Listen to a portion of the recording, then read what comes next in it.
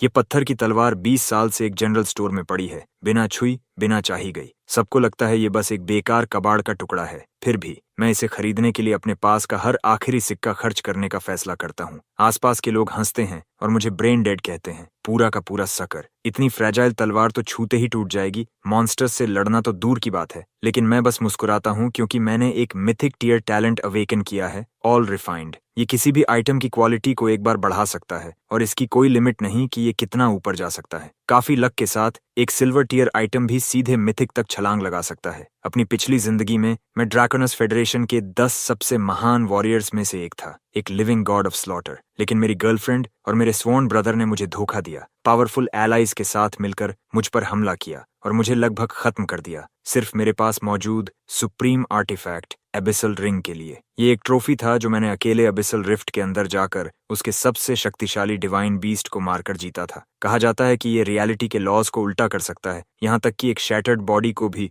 फिर से बना सकता है। मौत के किनारे पर रिग्रेट और हेट्रेड मेरे अंदर बराबर मात्रा में उभरते हैं। अगर मुझे कभी एक और जिंदगी मिली तो मैं तुम सबको चीर कर रख दूंगा। जब मैं दोबारा अपनी आंखें खोलता हूँ तो खुद को फिर से 18 साल की उम्र में पाता हूँ। अवेकनिंग सेरेमोनी के दिन मेरी इंडेक्स फिंगर पर एक पिच ब्लैक रिंग है। उस पर बने एंशिएंट डिवाइन मार्किंग्स पहले ही फीके पड़ चुके हैं। एबिसल रिंग ने सच में समय के बहाव को उलट दिया है। मैं अपने अंदर उठ रहे विचारों के तूफान को दबाता हूँ। इस दूसरी जिंदगी में मैं हर रिग्रेट को बदल दूंगा और डैनियल और एग्निया अपनी जान से इसकी कीमत चुकाएंगे। होस्ट का किलिंग इंटेंट क्रिटिकल थ्रेशोल्ड तक पहुंच गया है। God slayer class system bind हो रहा है। Binding complete. 1 initial spin awarded. Use now. अगले ही पल मेरे दिमाग में एक स्पिनिंग व्हील उभरता है जिसमें लाखों छोटे चमकते स्लॉट्स हैं। सिर्फ एक सोच के साथ मैं इसे स्पिन करने का आदेश देता हूँ। नीडल तेजी से घूमती है और आखिर में एक गोल्डन स्लॉट पर रुकती है। कंग्रेचुलेशंस होस्ट, आपने मिथिक टैलेंट प्राप्त किया है, ऑल रिफाइंड। डंजन के अंदर मिलने वाला कोई भी लूट क्वालिटी में अपग्रेड किया जा सकता है। हर आइटम को सीधे या इनडायरेक्टली सिर्फ एक बार रिफाइन किया जा सकता है। मैं स्टंड रह जाता हूँ। ये मिथिक टैलेंट किसी भी आइटम की क्वालिटी को फ्रीली बढ़ा सकता है। इसकी शक्ति लगभग डरावनी है। मैं धीरे से अपनी आंखें बंद करता हूँ। मेरे दिमाग में एक स्टेटस पैनल उभरता है। Crest class unawakened talent, all refined gold tier skills, god slayer strike, legendary phantom step, legendary mastery, back to basics skills, total concealment, legendary eye of insight, legendary. इस पैनल को देखते हुए जो शांति मैंने खुद पर थोप रखी थी वो टूट जाती है। मेरी पिछली जिंदगी की कुछ स्किल्स मेरे साथ वापस आ गई हैं। उसी वक्त मेरे पीछे से एक साफ आवाज गूंजती है, क्रेस्ट, तुम्हें क्या लगता है तुम कौन सा क्लास अवेकन करोगे? मैं मुड़ता हूँ और एक पल के लिए मेरी सांस रुक जाती है। एक लड़की सफेद कपड़ों में खड़ी है, नाजुक फीचर्स, एक जेंटल स्माइल, सिर थोड़ा सा एक तरफ झुका हुआ। उसकी आंखों में एक शांत रोशनी है, बिल्कुल वैसी ही जैसी मुझे याद है। ये राइली है, मेरी डेस्क मेट। मेरी नजर तुरंत नरम पड़ जाती है। मेरी पिछली जिंदगी के आखिरी पल अभी भी मेरे दिमाग में साफ है। जब मैं हर दिशा से लीथल अटैक्स का सामना कर रहा था, राइली ही एक थी जो बिना अपनी जान की परवाह किए मेरे सामने खड़ी हो गई थी। उसी पल मुझे समझ आया, वही एक थी जिसने मुझे शुरू से अंत तक प्यार किया। वो बिना किसी रिग्रेट के अपनी जान देने को तैयार थी। उसे अब देखकर मेरे अंदर हजारों विचार उमड़ पड़ते हैं। मेरे पास कहने के लिए बहुत कुछ है और शुरुआत कहाँ से करूं ये नहीं पता। मेरी जलती हुई नजरों के नीचे राइली के गाल गुलाबी हो जाते हैं। तुम मुझे ऐसे क्यों देख रहे हो? उसे लंबे समय से मेरे लिए फीलिंग्स थीं और उसने कई बार इशारे भी किए थे, लेकिन मैंने हमेशा उसे नजरअंदाज किया। उसे पता था कि मेरी नजर सिर्फ स्कूल ब्यूटी एग्निया पर थी। मिस्टर स्टोनफेस, अब जाकर इस लड़की को नोटिस कर रहे हैं? तुम्हें बताने में बहुत देर हो गई। वो अपने हाथ कमर पर रखकर प्लेफुल अंदाज में मुस्कुराती है। धूप में उसका चेहरा चमकता हुआ लगता है, लेकिन जो वो एक्सपेक्ट नहीं करती वो मैं अगला करता हूँ। मैं आगे बढ़ता हूँ और उसे कसकर गले लगा लेता हूँ। राइली वहीं जम जाती है। उसका पूरा शरीर हल्का कांपता है, उसकी आंखें चौड़ी हो जाती हैं और लाल हो जाती हैं। वो लगभग अपना संतुलन खो देती है। क्या तुम क्या कर रहे हो? मैं उसे धीरे से छोड़ देता हूँ, चेहरे पर एक हल्की मुस्कान के साथ। मेरा अवेकनिंग बहुत डरावना होने वाला है। फिर मैं मुड़ जाता हूँ। हजारों शब्द मेरे सीने में भरे हैं, लेकिन मैं एक भी बाहर नहीं आने देता। राइली का चेहरा लाल हो जाता है। वो थोड़ा सिर झुकाकर मेरी पीठ की तरफ चोरी से देखती है, अभी भी पूरी तरह संभली नहीं है। अगला, Daniel, hidden combat class, armour breaker, इनेट attribute rank, 8 stars. Teacher की अनाउंसमेंट भीड़ में हलचल मचा देती है। 8 स्टार टैलेंट और एरन फॉल फर्स्ट एकेडमी में साल की शुरुआत में ही एक मिल गया। सिर्फ स्टूडेंट्स ही नहीं, लीडरशिप सीट्स पर बैठे फैकल्टी मेंबर्स भी खुलकर खुश होते हैं। एक्सीलेंट, साल की क्या शुरुआत है। मैं स्टेज पर खड़े डेनियल को देखता हूँ। मेरा चेहरा पूरी तरह अनरीडेबल था। उसका अवेकनिंग बिल्कुल मेरी पास्ट लाइफ जैसा ही है। उसका परिवार ड्रैकोनस फेडरेशन के सबसे पावरफुल परिवारों में से एक है। उन्होंने उस पर एंडलेस रिसोर्सेज खर्च किए, उसे असाधारण ऊंचाइयों तक धकेला, और उसमें मेरा भी हाथ था। मेरी पास्ट लाइफ में इस बार मुझे उसे शुरुआत से ही कुचलना होगा। इस खून के कर्ज को चुकाना ही होगा। अब राइली की बारी है। वह स्टेज तक जॉग करती हुई जाती है और अवेकनिंग मोनोलिथ पर अपना हाथ रखती है। एक हल्की ग्रे मिस्ट उठती है और धीरे धीरे एक एंशिएंट साइथ में बदल जाती है, जिस पर पुराने रूनिक इंस्क्रिप्शंस बने हैं। Hidden combat class, soul summoner, innate rank 7 stars. पूरा हॉल फिर से गूंज उठता है। किसी ने उम्मीद नहीं की थी कि इतनी जेंटल फेस वाली लड़की इतना डार्क और वायलेंट कुछ अवेकन करेगी। फिर मेरी बारी आती है। मैं अवेकनिंग मोनोलिथ तक जाता हूँ, धीरे से सांस लेता हूँ और अपना हाथ उस पर रख देता हूँ। अगले ही पल दुनिया बदल जाती है। एक टेरिफाइंग एनर्जी सर्ज बाहर फूट पड़ती है, जैसी पहले कभी नहीं देखी गई। हर स्टूडेंट और टीचर शॉक में आ जाता है। लीडरशिप रो में बैठे फैकल्टी मेंबर्स, 10 से ज्यादा लोग, विजिबली कांपने लगते हैं। क्या ये 9 स्टार्स से ऊपर का टैलेंट हो सकता है? मैं खुद भी हैरान हूँ। मेरा ओरिजिनल स्टार्टिंग क्लास असैसिन होना चाहिए था, लेकिन जो फिनोमिनन मेरे आसपास हो रहा है वो किसी भी ऑर्डिनरी असैसिन के बस की बात नहीं। तभी सिस्टम जवाब देता है, a new class has been bound to you. हवा में भरी टेरिफाइंग एनर्जी इकट्ठा होती है और कंप्रेस होकर एक लॉन्ग सोर्ड का शेप लेने लगती है। उसकी 3 फुट ब्लेड के आसपास की स्पेस में हेयरलाइन क्रैक्स पड़ने लगते हैं। Awakening complete. Mythic class, blade saint. मेरा सिर घूमने लगता है। ये मिथिक है, लेजेंडरी से एक पूरा टियर ऊपर। इतिहास में किसी ने भी शुरुआत में मिथिक क्लास अवेकन नहीं किया। शायद मैं ही पहला हूँ।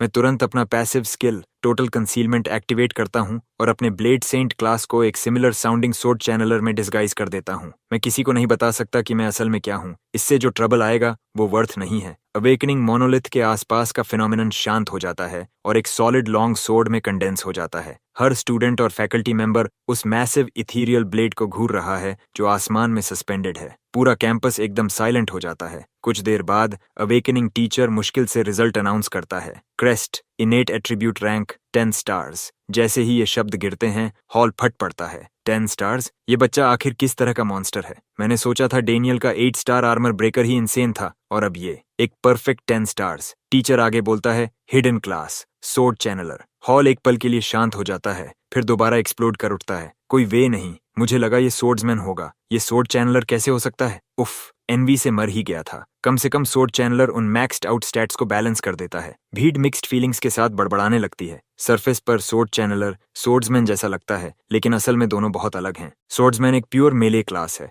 जबकि सोर्ड चैनलर क्लोज और लॉन्ग रेंज दोनों में एक्सेल करता है। ये एक हिडन क्लास है जो फिजिकल और मैजिकल अटैक्स दोनों को साथ में डेवलप करता है, लेकिन इसकी सबसे बड़ी कमजोरी साफ है। ये शुरुआत में बहुत कमजोर होता है। ड्यूअल कल्टीवेशन में स्टैंडर्ड क्लास से कहीं ज्यादा एट्रीब्यूट इन्वेस्टमेंट चाहिए होता है, इसलिए अर्ली स्टेजेस में सोर्ड चैनलर एक ऑर्डिनरी सोर्ड्समैन से काफी पीछे रह जाता है। मैं अपना एक्सप्रेशन फ्लैट रखता हूँ। अगर मेरा असली क्लास ब्लेड सेंट सामने आ गया तो उसके कॉन्सिक्वेंसेस डबल एज्ड सोर्ड होंगे। ये रिस्क मैं नहीं ले सकता। फैकल्टी सीट्स भी उतनी ही जोर से गूंज रही हैं। गुड हेवंस, एक हिडन क्लास और 8-10 स्टार एट्रीब्यूट्स। आर्नफॉल सिटी में ऐसा टैलेंट दशकों में नहीं मिलेगा। हाँ, सोर्ड चैनलर शुरुआत में वीक होता है, लेकिन लेट गेम में इसकी पोटेंशियल इमेंस होती है। बस इसे पीक तक पहुंचने के लिए इनॉर्मस रिसोर्सेज चाहिए। डायरेक्टर होल्टन, स्कूल वॉल्ट में जाओ और तुरंत एक मैरो एसेंशन पिल लेकर आओ। मैं इसे इस स्टूडेंट को रिवॉर्ड के तौर पर दे रहा हूँ। प्रिंसिपल ग्रेसन का एक्सप्रेशन गंभीर है। वो डिसाइसिवली अपना हाथ हिलाते हैं। जैसे ही मैं स्टेज से नीचे उतरता हूँ, मैं देखता हूँ डैनियल और एग्निया मुझे घूर रहे हैं, विजिबली शेकन। डैनियल की मुट्ठियां भींची हुई हैं, उसकी आंखें डार्क हैं। वो डैनियल फैमिली का एल्डेस्ट सन है। उसे स्कूल का सबसे टैलेंटेड पर्सन होना था और मैंने उससे सब कुछ छीन लिया। वह झुकता है और आग्ना के कान में कुछ फुसफुसाता है। उसकी आंखें चौड़ी हो जाती हैं। क्या तुम इस बारे में श्योर हो? रिलैक्स, तुम्हें इसे ज्यादा देर तक सहना नहीं पड़ेगा। ज्यादा से ज्यादा कुछ साल, जब तक हम उससे जितना निकाल सकते हैं निकाल लें, फिर किसी डंजन के अंदर मौका ढूंढकर उसे खत्म कर देंगे। एजी धीरे से सिर हिलाती है। उसके चेहरे पर एक ठंडी मुस्कान फैल जाती है। मैं ये सब देखता हूँ। दूरी इतनी ज्यादा है कि एक शब्द भी सुन नहीं सकता, लेकिन मुझे जरूरत भी नहीं है। मुझे पहले से सब पता है। जब उन्हें लगता है कि मैं उनकी तरफ देख रहा हूँ तो वो इसे ग्रीटिंग समझ लेते हैं। डैनियल तो मुस्कुराते हुए हाथ भी हिलाता है। हर एंगल से इनोसेंस की तस्वीर। एग्निया अपने बाल झटकती है और मुझे एक फ्लर्टेशियस विंक देती है, लेकिन अंदर से वो सिर्फ कंटेम्प्ट से भरी है। एक ब्रोक फूल तो ब्रोक फूल ही रहेगा। 10 स्टार एट्रीब्यूट्स के बाद भी ये अभी भी मेरे पीछे ही रेंग रहा है। पैथेटिक। लेकिन मैंने 2 जिंदगियां जी हैं। मैं उसे पूरी तरह देख सकता हूँ। जितना चाहे एरोगेंस में डूबी रहो, तुम आज की रात सरवाइव नहीं करोगी। मैं शांत और बिना जल्दबाजी के कदमों से अपनी क्लास की तरफ लौटता हूँ। मेरे क्लासमेट्स तुरंत मुझे घेर लेते हैं। सोर्ड चैनलर भले ही सबसे फ्लैशी क्लास ना हो, लेकिन मैक्स्ड आउट स्टैट्स लोगों को पतंगे की तरह खींच लेते हैं। कई लोग पास आकर मेरी चापलूसी करते हैं, कुछ तो पुरानी दोस्ती का नाटक भी करते हैं ताकि मेरे करीब आ सकें। मैं बस मुस्कुरा देता हूँ और सब जाने देता हूँ। चेहरा जानना और दिल जानना अलग बात है। इस लाइफ में मैं किसी पर आसानी से भरोसा नहीं करूंगा। राइली भीड़ के किनारे खड़ी है, दूरी से मुझे देख रही है। उसके चेहरे पर एक हल्की मुस्कान है, उसकी आंखों में जरा भी फ्लैटरी नहीं। उसे क्रेस्ट पसंद है, सिर्फ वही, उसके साथ आने वाली किसी चीज के लिए नहीं। अवेकनिंग सेरेमोनी जारी रहती है। बाकी ज्यादातर स्टूडेंट्स के टैलेंट्स साधारण हैं। एक एक्सेप्शन मेरा ध्यान खींचता है। क्लास 4 का जेन, वो 9 star hidden class, demon Hunter awaken करता है। इससे काफी हलचल होती है, लेकिन मेरे 10 स्टार्स के सामने इवन 9 स्टार भी वैसी लहर नहीं बना पाता। मैं जेन को ध्यान से देखता हूँ, सोच में डूबा हुआ। मेरी पास्ट लाइफ में वो बिगिनर डंजन के अंदर मर गया था। अवेकनिंग सेरेमोनी खत्म होने के बाद मैं अपने डॉर्म में लौटता हूँ और अपना पर्सनल स्टेटस पैनल खोलता हूँ। Crest level 1, class blade saint, mythic tier, worlds only, strength 10, constitution 10, agility 10, spirit 10, luck 10, talent all refine, primal sword soul, skills god slayer strike, total concealment, phantom step, eye of insight. यही होता है 10 starful attributes का मतलब। हर stat 10 से शुरू होता है। Level 1 पर ही कुल 50 पॉइंट्स। मेरे बेस स्टैट्स पहले से ही लेवल 5 के अवेकेंट फाइटर्स के बराबर हैं। मैं अपने पैनल में एक एडिशनल टैलेंट नोटिस करता हूँ, प्राइमल सोर्ड सोल। जैसे ही मैं पढ़ता हूँ कि ये क्या करता है, मेरी सांस रुक जाती है। ये मुझे किसी भी सोर्ड स्किल को सीखने की अनुमति देता है, बिना किसी प्री रिक्विजिट के। सभी सोर्ड स्किल्स का डैमेज, स्पीड और मास्टरी ग्रोथ 300% बढ़ जाता है, और ये इफेक्ट मेरे रैंक बढ़ने के साथ और मजबूत होता जाता है।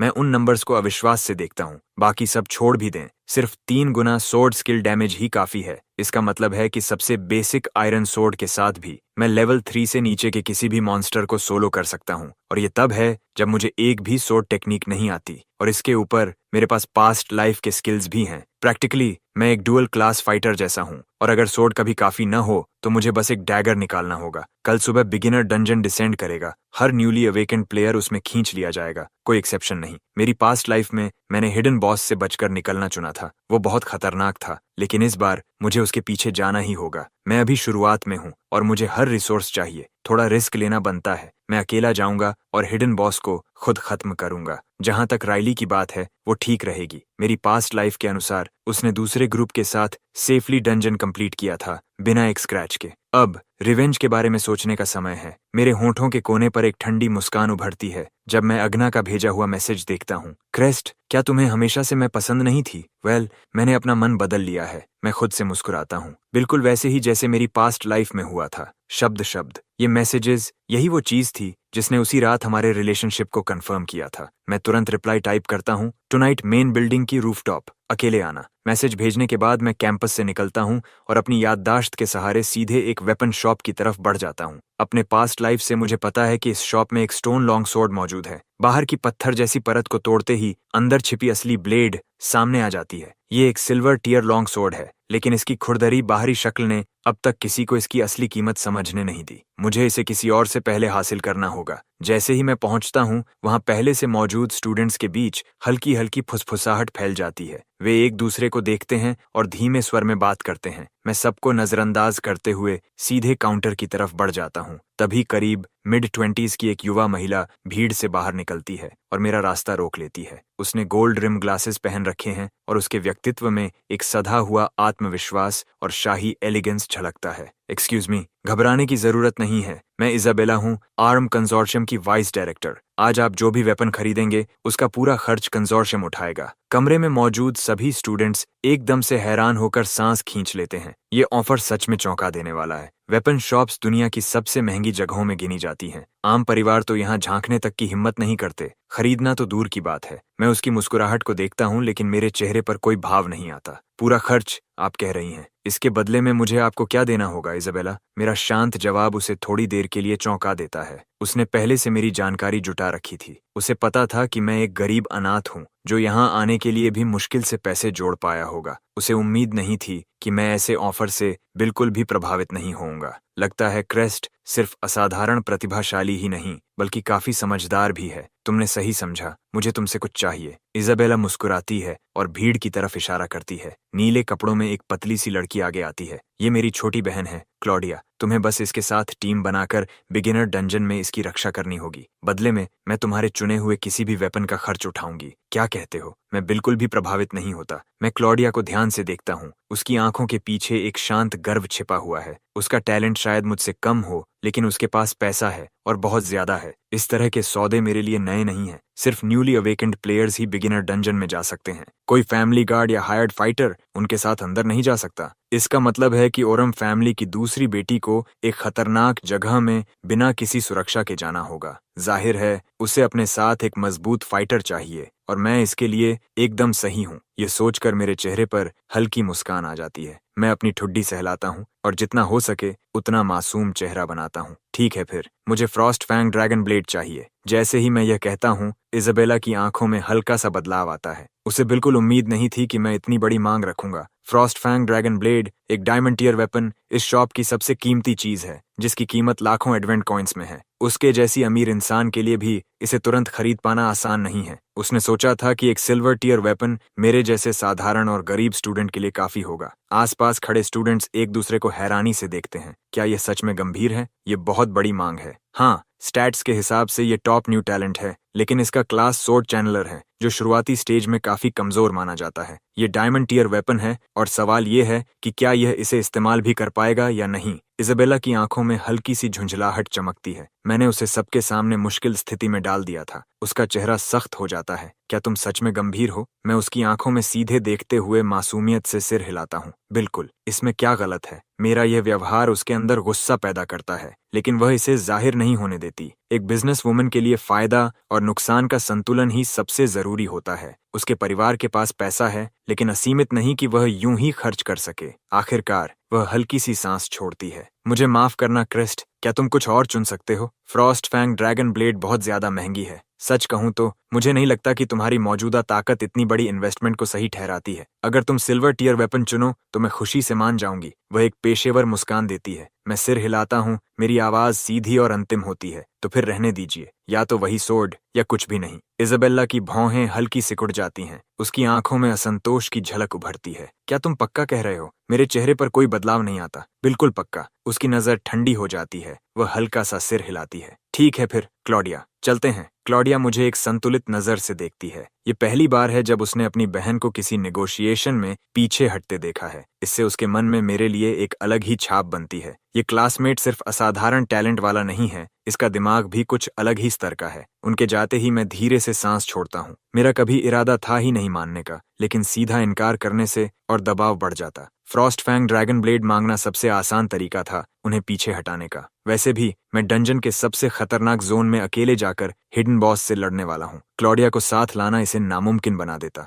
मैं भीड़ को पार करता हूँ और अकेले काउंटर तक पहुँचता हूँ। मैं एक फीमेल अटेंडेंट की तरफ देखता हूँ। मेरे लिए वह स्टोन सोर्ड नीचे उतार दीजिए। अटेंडेंट रुकती है, फिर मेरी उंगली के इशारे का पीछा करती है। वहां दीवार के डिस्प्ले केस के पीछे एक बदसूरत उभरी खाबरी पत्थर की चीज लटकी हुई है, जो मुश्किल से लॉन्ग सोर्ड जैसी दिखती है। ये किसी हथियार से ज्यादा अधूरा पत्थर लगता है। इससे किसी को चोट पहुंचाना भी मुश्किल होगा। अटेंडेंट पलक झपकाती है, साफ तौर पर हैरान। क्या आप सच में यही लेना चाहते हैं? मैं सिर हिलाता हूँ। वह हल्की सांस लेकर डिस्प्ले स्क्रीन पर कुछ कमांड्स दबाती है, केस नीचे करती है और स्टोन सोर्ड मुझे थमा देती है। मैं सोर्ड को पकड़कर उसका वजन महसूस करता हूँ। मेरी आंखों में हल्की सुनहरी चमक उभरती है, क्योंकि आई ऑफ इनसाइट तुरंत वेपन को स्कैन करता है। Stone husk silver tier F rank dungeon के बीस्ट से गिरा हुआ अंदर सील्ड सिल्वर टियर ब्लेड मौजूद है। अपने पास्ट लाइफ में मैंने एक स्टूडेंट को यही सोर्ड खरीदते देखा था। डंजन के अंदर उसने गलती से पत्थर की परत तोड़ दी और तभी असली ब्लेड सामने आई। तभी मुझे इसका राज पता चला था। बुरा नहीं है। इसकी कीमत क्या है?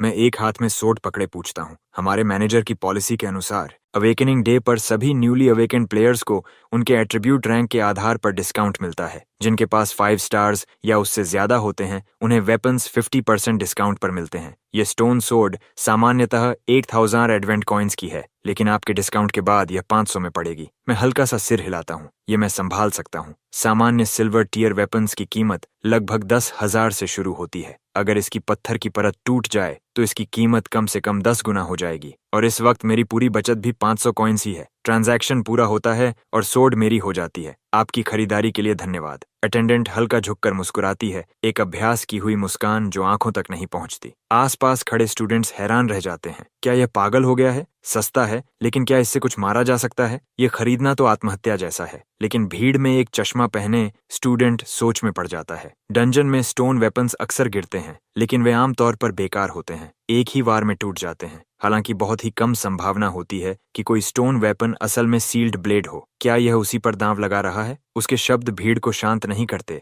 बल्कि और मजाक उड़ाने का कारण बनते हैं। मेरे पिता ब्लैकस्मिथ हैं। मुझे पता है कि ऐसी संभावना कितनी कम होती है। मैं कह सकता हूँ कि इस पूरी शॉप के सारे स्टोन वेपन्स मिलाकर भी एक ढंग की ब्लेड नहीं देंगे। 500 कॉइन्स ऐसे ऑड्स पर खर्च करना, ये पूरी तरह मूर्खता है। मैं उनकी बातें सुनता हूँ, फिर चलते चलते रुक जाता हूँ। मेरे होंठों के किनारे पर धीमी मुस्कान उभरती है। कोई शर्त लगाना चाहता है? अगर मैं इस सोर्ड को तोड़कर असली ब्लेड निकाल दूं, तो तुम मुझे 3000 एडवेंट कॉइन्स दोगे। अगर नहीं निकली तो मैं तुम्हें 5000 दूंगा। कोई तैयार है? मेरी आवाज पूरी शॉप में गूंजती है। स्टूडेंट्स, स्टाफ, यहाँ तक कि अटेंडेंट्स भी मुझे ऐसे देखते हैं जैसे मैं पागल हो गया हूँ। सील्ड ब्लेड मिलने की संभावना 1000 में 1, शायद 10,000 में 1 होती है। उनके मैनेजर या सबसे अनुभवी ब्लैकस्मिथ भी इस स्टोन में कुछ खास नहीं देख पाए, और फिर भी मैं इस पर दांव लगाने को तैयार हूँ। ये तो जैसे खुद पैसे बांटने जैसा है। स्टूडेंट्स तुरंत आगे आते हैं, इस मौके का फायदा उठाने के लिए उत्साहित। एक चौड़े कंधों वाला स्टूडेंट सबसे पहले आगे पहुंचता है, चेहरे पर जीत की चमक ली। मैं ये शर्त लेता हूँ।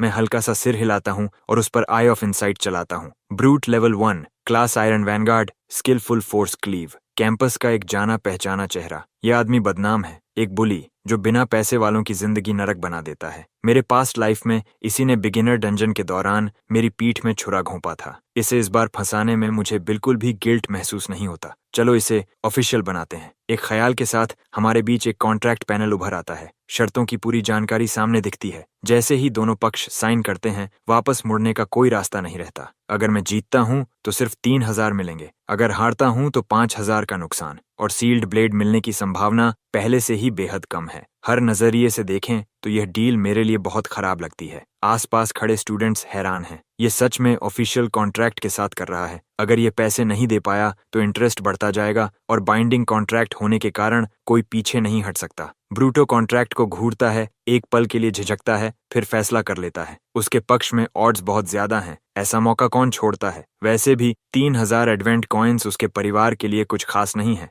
मुझे नीचा दिखाना ही उसके लिए काफी है। वह बिना हिचकिचाए कॉन्ट्रैक्ट पर साइन कर देता है। ब्रूटो अपनी बाहें मोड़कर मुस्कुराता है। चलो फिर, अपनी पत्थर की खिलौना तोड़ो। सच कहूं तो मुझे शक है कि तुम्हारे जैसे गरीब के पास 5000 चुकाने के पैसे भी होंगे या नहीं। वह अपनी बात पूरी भी नहीं कर पाता। उसकी घमंडी मुस्कान अचानक गायब हो जाती है और उसकी जगह गहरा सदमा ले लेता है, क्योंकि उसी पल मैं स्टोन सोर्ड को नीचे लाकर जोर से तोड़ देता हूँ। एक तेज क्रैक पूरी शॉप में गूंजता है। हर इंसान वहीं ठहर जाता है। शोर खत्म हो जाता है। अफरा तफरी की जगह पूरी खामोशी छा जाती है। पत्थर के टुकड़े गिरते हैं और फिर वह सामने आता है। एक प्राचीन दिखने वाली काली स्टील सोर्ड, लगभग 3 FT लंबी डार्क ब्लेड, जिसमें गहरे क्रिम्सन वेन्स बहते खून की तरह धड़कते हुए नजर आते हैं। Crimson veined iron sword, silver lower grade, special trait blood drinker. किसी मॉन्स्टर को घायल करने पर ब्लेड उसका खून सोख कर यूजर की हेल्थ रिस्टोर करता है। आई ऑफ इनसाइट इसकी पूरी जानकारी दिखाता है। मैं पूरी तरह संतुष्ट हूँ। एक ऐसा वेपन जो हर वार के साथ मुझे हील करता है, जैसे हर लड़ाई में मेरे साथ एक पर्सनल मेडिक हो। आसपास खड़े सभी लोग जैसे बिजली गिरने से जड़ हो गए हों। लंबी खामोशी के बाद एक स्टूडेंट बोल पाता है। इसने सच में सील्ड ब्लेड निकाल ली, और दिखने से यह कम से कम सिल्वर टीयर है। ब्रूटो का चेहरा इसे देखते ही पीला पड़ जाता है। वह अनजाने में एक कदम पीछे हटता है, समझ ही नहीं पाता कि क्या हुआ। यह नामुमकिन है। वह लंबे और भारी विराम के बाद बोलता है। उसने सोचा था कि यह उसका जीतने का पल होगा, लेकिन वह पूरी तरह खेला जा चुका है। मैं शांत चेहरा बनाए रखता हूँ और उसकी तरफ हाथ बढ़ाता हूँ, जैसे यह परिणाम पहले से तय था। पैसे दो ब्रूटो। वह दांत पीसता है और मुश्किल से बोलता है, लकी ब्रेक। फिर वह अपने अकाउंट से 3000 एडवेंट कॉइन्स मेरे अकाउंट में ट्रांसफर कर देता है। इससे बचने का कोई रास्ता नहीं है। एक साइंड कॉन्ट्रैक्ट इस दुनिया में कानून के बराबर होता है। सबसे ताकतवर लोग भी इसे तोड़ नहीं सकते। पेमेंट मिस करने पर इंटरेस्ट हर सेकंड बढ़ता है। उसके पास अभी देने के अलावा कोई विकल्प नहीं। मैं वेपन शॉप से आराम से बाहर निकलता हूँ। मेरा चेहरा उतना ही शांत है जितना पहले था। ब्रूट मुझे जाते हुए देखता है। उसका चेहरा गुस्से और शर्म के बीच बदलता रहता है, जैसे वह फटने वाला हो। उसकी आवाज धीमी और कांपती हुई निकलती है। क्रेस्ट, मैं इसे नहीं भूलूंगा। अपने प्राइवेट डॉर्म रूम में वापस आकर मैं सोर्ड को सामने रखता हूँ और ऑल रिफाइन एक्टिवेट करता हूँ। एक पवित्र सुनहरी रोशनी फैलती है और सोर्ड मेरी आंखों के सामने बदलने लगती है। ब्लड थर्स्ट ब्लेड, सिल्वर अपर ग्रेड। ब्लड रिंकर, किसी मॉन्स्टर को घायल करने पर हेल्थ रिस्टोर होती है। ब्लड किल, किसी मॉन्स्टर को मारने पर 30 सेकंड्स के लिए सभी एट्रीब्यूट्स 5 पॉइंट्स बढ़ जाते हैं। मैं सच में हैरान हूँ। ये टैलेंट अपने नाम के मुताबिक है, सीधे लोअर सिल्वर से अपर सिल्वर तक का जंप, और साथ में एक नया स्पेशल इफेक्ट अनलॉक हो गया। ब्लेड खुद भी बदल गई है, ज्यादा भारी, ज्यादा तेज, बस पकड़ते ही फर्क महसूस होता है। मैं खिड़की से बाहर देखता हूँ, रात हो चुकी है। इसका मतलब है अब एजीएन से मिलने का समय आ गया है। मैं अकेले डॉर्म से बाहर निकलता हूँ। कुछ ही पलों बाद मैं रूफटॉप पर खड़ा हूँ। मेरी जेब में एक साधारण डैगर छुपा हुआ है। गॉड स्लेयर स्ट्राइक अपनी पूरी ताकत डैगर के साथ दिखाता है। सोर्ड के साथ इसका पावर काफी कम हो जाता है।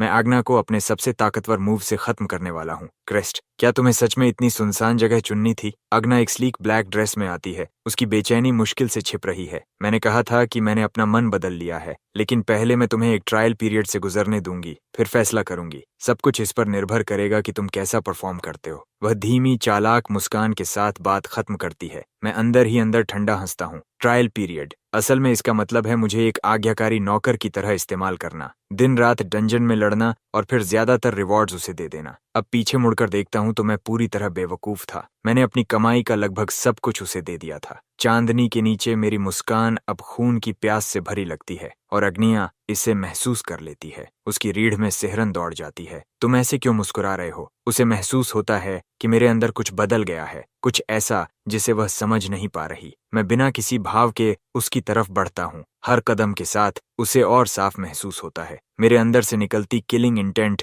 ठंडी तलवार की तरह फैल रही है। कुछ गलत है। वह घबराने लगती है। क्रेस्ट, रुक जाओ और पास मत आओ। वह अपने हाथ उठाकर धीरे धीरे पीछे हटती है, खुद को तैयार करते हुए। मैं उसकी बात का कोई जवाब नहीं देता। एक झटके में मैं आगे बढ़ता हूँ और जेब से डैगर निकाल लेता हूँ। जैसे ही वह डैगर देखती है, एग्नेस की आंखें डर से फैल जाती हैं। उसने कभी सोचा भी नहीं था कि मैं इतना निर्दयी हो सकता हूँ। अब उसे समझ आता है कि मैंने इतनी सुनसान जगह क्यों चुनी। घबरा कर वह चिल्लाती है, तुम मुझे छूने की हिम्मत करोगे? डेनियल तुम्हें इसकी कीमत चुकवाएगा। मैं जानबूझकर उलझन भरा चेहरा बनाता हूँ और रुक जाता हूँ। डेनियल का नाम क्यों ले रही हो? मेरी प्रतिक्रिया उसे यकीन दिलाती है कि उसने मुझे डरा दिया है। डेनियल का परिवार ड्रैकोनस फेडरेशन के 3 सबसे ताकतवर परिवारों में से एक है। 10 स्टार टैलेंट भी उनके सामने नहीं टिक सकता। ठीक है, मैं बता देती हूँ। डेनियल ने ही मुझे तुम्हारे करीब आने के लिए भेजा था। तुम अब तक समझ ही गए होंगे, इसीलिए मैं नाटक खत्म कर रही हूँ। क्या तुम्हें सच में लगा कि तुम्हारे जैसे गरीब इंसान से मैं प्रभावित हो जाऊंगी और तुम मुझे मारना चाहते हो? कितना हास्यास्पद है।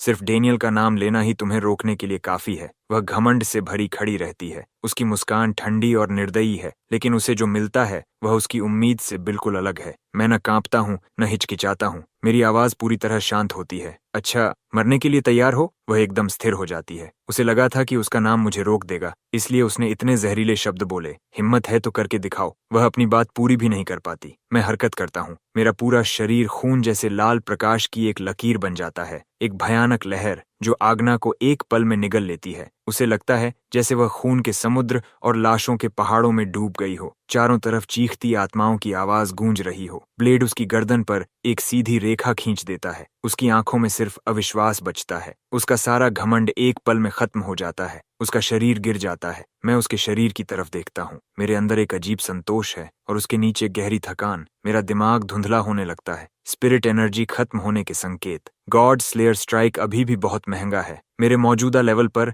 मैं इसे पूरी ताकत से इस्तेमाल भी नहीं कर सकता। थोड़ी देर आराम करने के बाद मैं झुकता हूँ और एग्नेस की जेब से उसका फोन निकालता हूँ। मैं हमारे बीच के सारे मैसेजेस डिलीट करता हूँ, फिर फोन को अपने हाथ में तोड़ देता हूँ। जैसे ही मैं डॉर्म में वापस आता हूँ, दरवाजे के बाहर एक बॉक्स रखा मिलता है जिसके ऊपर प्रिंसिपल ग्रेसन के साइन वाला लेटर है। बॉक्स के अंदर 2 चीजें हैं, मैरो एसेंशन पिल, गोल्ड, मिड ग्रेड। इसे लेने पर शरीर को अंदर से साफ करता है और फिजिकल एट्रीब्यूट्स बढ़ाता है। हर व्यक्ति पर सिर्फ एक बार असर करता है। मौजूदा कीमत 200,000 advent coins. Serpent scale shadow armour, silver, mid grade. एक मास्टर आर्मर स्मिथ द्वारा बनाया गया, पहनने पर फुसफुसाहट जितना शांत और क्लॉज, ब्लेड्स व अन्य शार्प अटैक्स को रोकने में सक्षम। कीमत 5000 एडवेंट कॉइन्स। मेरी आंखें तेज हो जाती हैं। ग्रेसन बिल्कुल भी कंजूसी नहीं करता। सिर्फ मैरो असेंशन पिल ही नहीं बल्कि एक डिफेंसिव आर्मर भी देता है। वह साफ तौर पर मेरी सुरक्षा में पूरा निवेश करना चाहता है। दुर्भाग्य से ये दोनों आइटम्स प्राइमारा के स्मिथ्स और एल्केमिस्ट्स द्वारा बनाए गए हैं,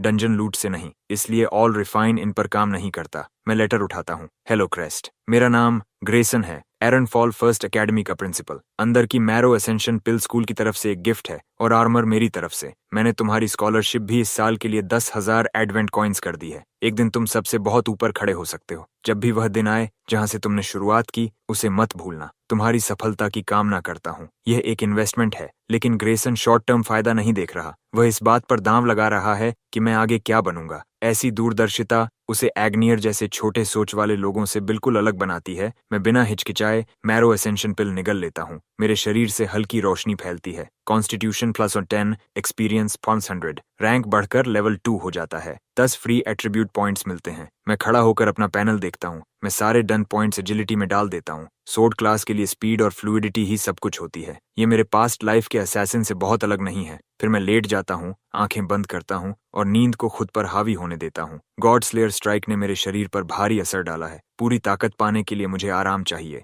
जब मैं उठता हूँ तब तक अगली सुबह हो चुकी होती है। जैसे ही मैं आंखें खोलता हूँ, गहरे नीले प्रकाश का एक स्तंभ मुझे घेर लेता है। अगले ही पल मेरा शरीर प्राइमारा से गायब हो जाता है। जब मैं फिर से आंखें खोलता हूँ, एक जंगल में खड़ा हूँ। आसपास की वनस्पति खतरनाक ऊर्जा से भरी हुई है। मैं ब्लड थर्स्ट ब्लेड निकालता हूँ और आगे बढ़ता हूँ। आगे से एक चीख सुनाई देती है। एक फीमेल प्लेयर का शरीर पेड़ों से गिरता है। उसके घाव साफ बताते हैं कि यह किसी कार्निवरस एप का काम है। तभी एक भयानक दहाड़ गूंजती है। एक विशाल और डरावना एप ऊपर से कूदता है। दोनों हाथ जोड़कर हथौड़े की तरह सीधे मेरी तरफ वार करता है। मैं तेजी से साइड स्टेप करता हूँ और मुश्किल से बचता हूँ। मैंने ये पहले ही भांप लिया था। इस मॉन्स्टर ने बॉडी का इस्तेमाल मुझे डिस्ट्रैक्ट करने के लिए किया। मैंने जानबूझकर इसे ऐसा करने दिया और इसके अटैक के लिए कमिट करने का इंतजार किया। मैं तुरंत पलटकर वार करता हूँ और ब्लेड उसके सिर पर मारता हूँ। एक बड़ा घाव बनता है, लेकिन वह गिरता नहीं। वह दहाड़ता है और फिर से मुझ पर हमला करता है। मैं हैरान हूँ। मैंने अभी तक कोई स्किल इस्तेमाल नहीं किया और मेरे पास सिल्वर अपर वेपन है, साथ में मैक्स स्ट्रेंथ और एजिलिटी। एक सामान्य मॉन्स्टर तो अब तक मर जाना चाहिए था।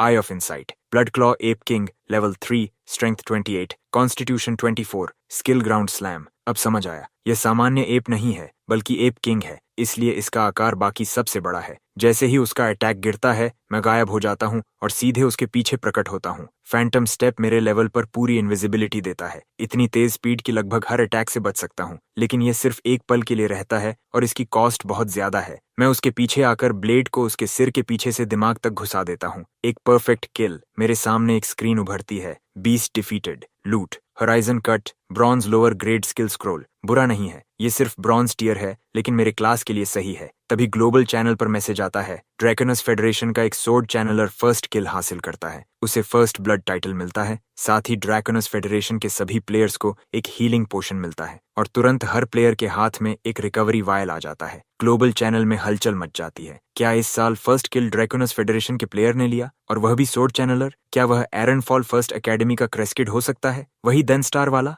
फिर भी इस साल कई सोर्ड चैनलर्स हैं, कोई भी हो सकता है। मेरा स्टेटस पैनल अपडेट होता है। एक नया टाइटल स्लॉट दिखाई देता है। फर्स्ट ब्लड, परमानेंट बोनस, सभी एट्रीब्यूट्स +5। मैं अपने हाथ में पकड़े स्किल स्क्रॉल को देखता हूँ। ब्रॉन्ज टियर है, लेकिन मैं इसे रिफाइन कर सकता हूँ। एक ही ख्याल के साथ स्क्रॉल बदल जाता है। ये सिल्वर टियर स्किल स्क्रॉल बन जाता है। Draw slash, silver lower grade. Blade को शीथ में वापस डालो, मन को केंद्रित करो, एक मोशन, एक कट। मैं खुद को रोक नहीं पाता। एक ही रिफाइन में 2 सब टियर्स की जंप ने अंदर एक्साइटमेंट जगा दी है। मैं इसे तुरंत इस्तेमाल करता हूँ। तकनीक मेरे शरीर में दौड़ जाती है। एक तेज गूंजती ब्लेड की आवाज हवा में भर जाती है और मेरा पूरा शरीर गहरे नीले प्रकाश की एक स्वीपिंग आर्क बन जाता है। एक ही स्मूथ मोशन में साइडवेज कट लगता है। जहां से यह गुजरता है, जमीन पर साफ निशान बन जाता है। आधा मीटर मोटा पेड़ एक ही वार में बीच से कट जाता है। मैं थोड़ा हैरान रह जाता हूँ। एक सामान्य सिल्वर टियर स्किल इतना पावरफुल नहीं होना चाहिए। यह जरूर प्राइमल सोर्ड सोल का असर है। हर सोर्ड टेक्निक की पावर और स्पीड 3 गुना। सच में कुछ अलग ही है। मैं घने जंगल में और अंदर बढ़ता हूँ। रास्ते में कुछ छोटे म्यूटेंट क्रीचर्स आते हैं, सभी बिना मेहनत के कट जाते हैं। जल्दी ही मैं लेवल 4 पर पहुंच जाता हूँ। बाकी न्यूली अवेकेंड प्लेयर्स के मुकाबले मैं पहले ही खतरनाक ऊंचाई पर हूँ। मैं दूर देखता हूँ, ध्यान केंद्रित। Hidden boss crimson rock cavern के पार है और वहां पहुंचने में अभी समय लगेगा। मैं पूरी स्पीड से आगे बढ़ता हूँ। जो भी मॉन्स्टर मिलता है तुरंत खत्म। लूट लगातार बढ़ता है और इन्वेंटरी बढ़ती जाती है। स्लॉटर जारी रहता है और मैं जल्दी ही लेवल 5 पर पहुंच जाता हूँ। रास्ते में कई नए स्किल स्क्रोल्स गिरते हैं। उनमें से एक bronze lower grade sword technique all refine के बाद thunder strike blade art silver mid grade बन जाती है। मैं मुस्कुराता हूँ और स्क्रोल को हाथ में तोड़ देता हूँ। तुरंत बिजली ब्लड थर्स्ट ब्लेड के चारों तरफ लिपट जाती है, जैसे एन्चांटमेंट हो। ब्लेड की शार्पनेस और स्ट्राइकिंग पावर एक लेवल ऊपर चली जाती है। तभी एक ग्रे बैक वाइल्ड वुल्फ झाड़ियों से निकलकर सीधे मुझ पर झपटता है। मैं ब्लेड उठाता हूँ और वार करता हूँ। बिजली एक पल में उसे चीर देती है और वह वहीं गिर जाता है।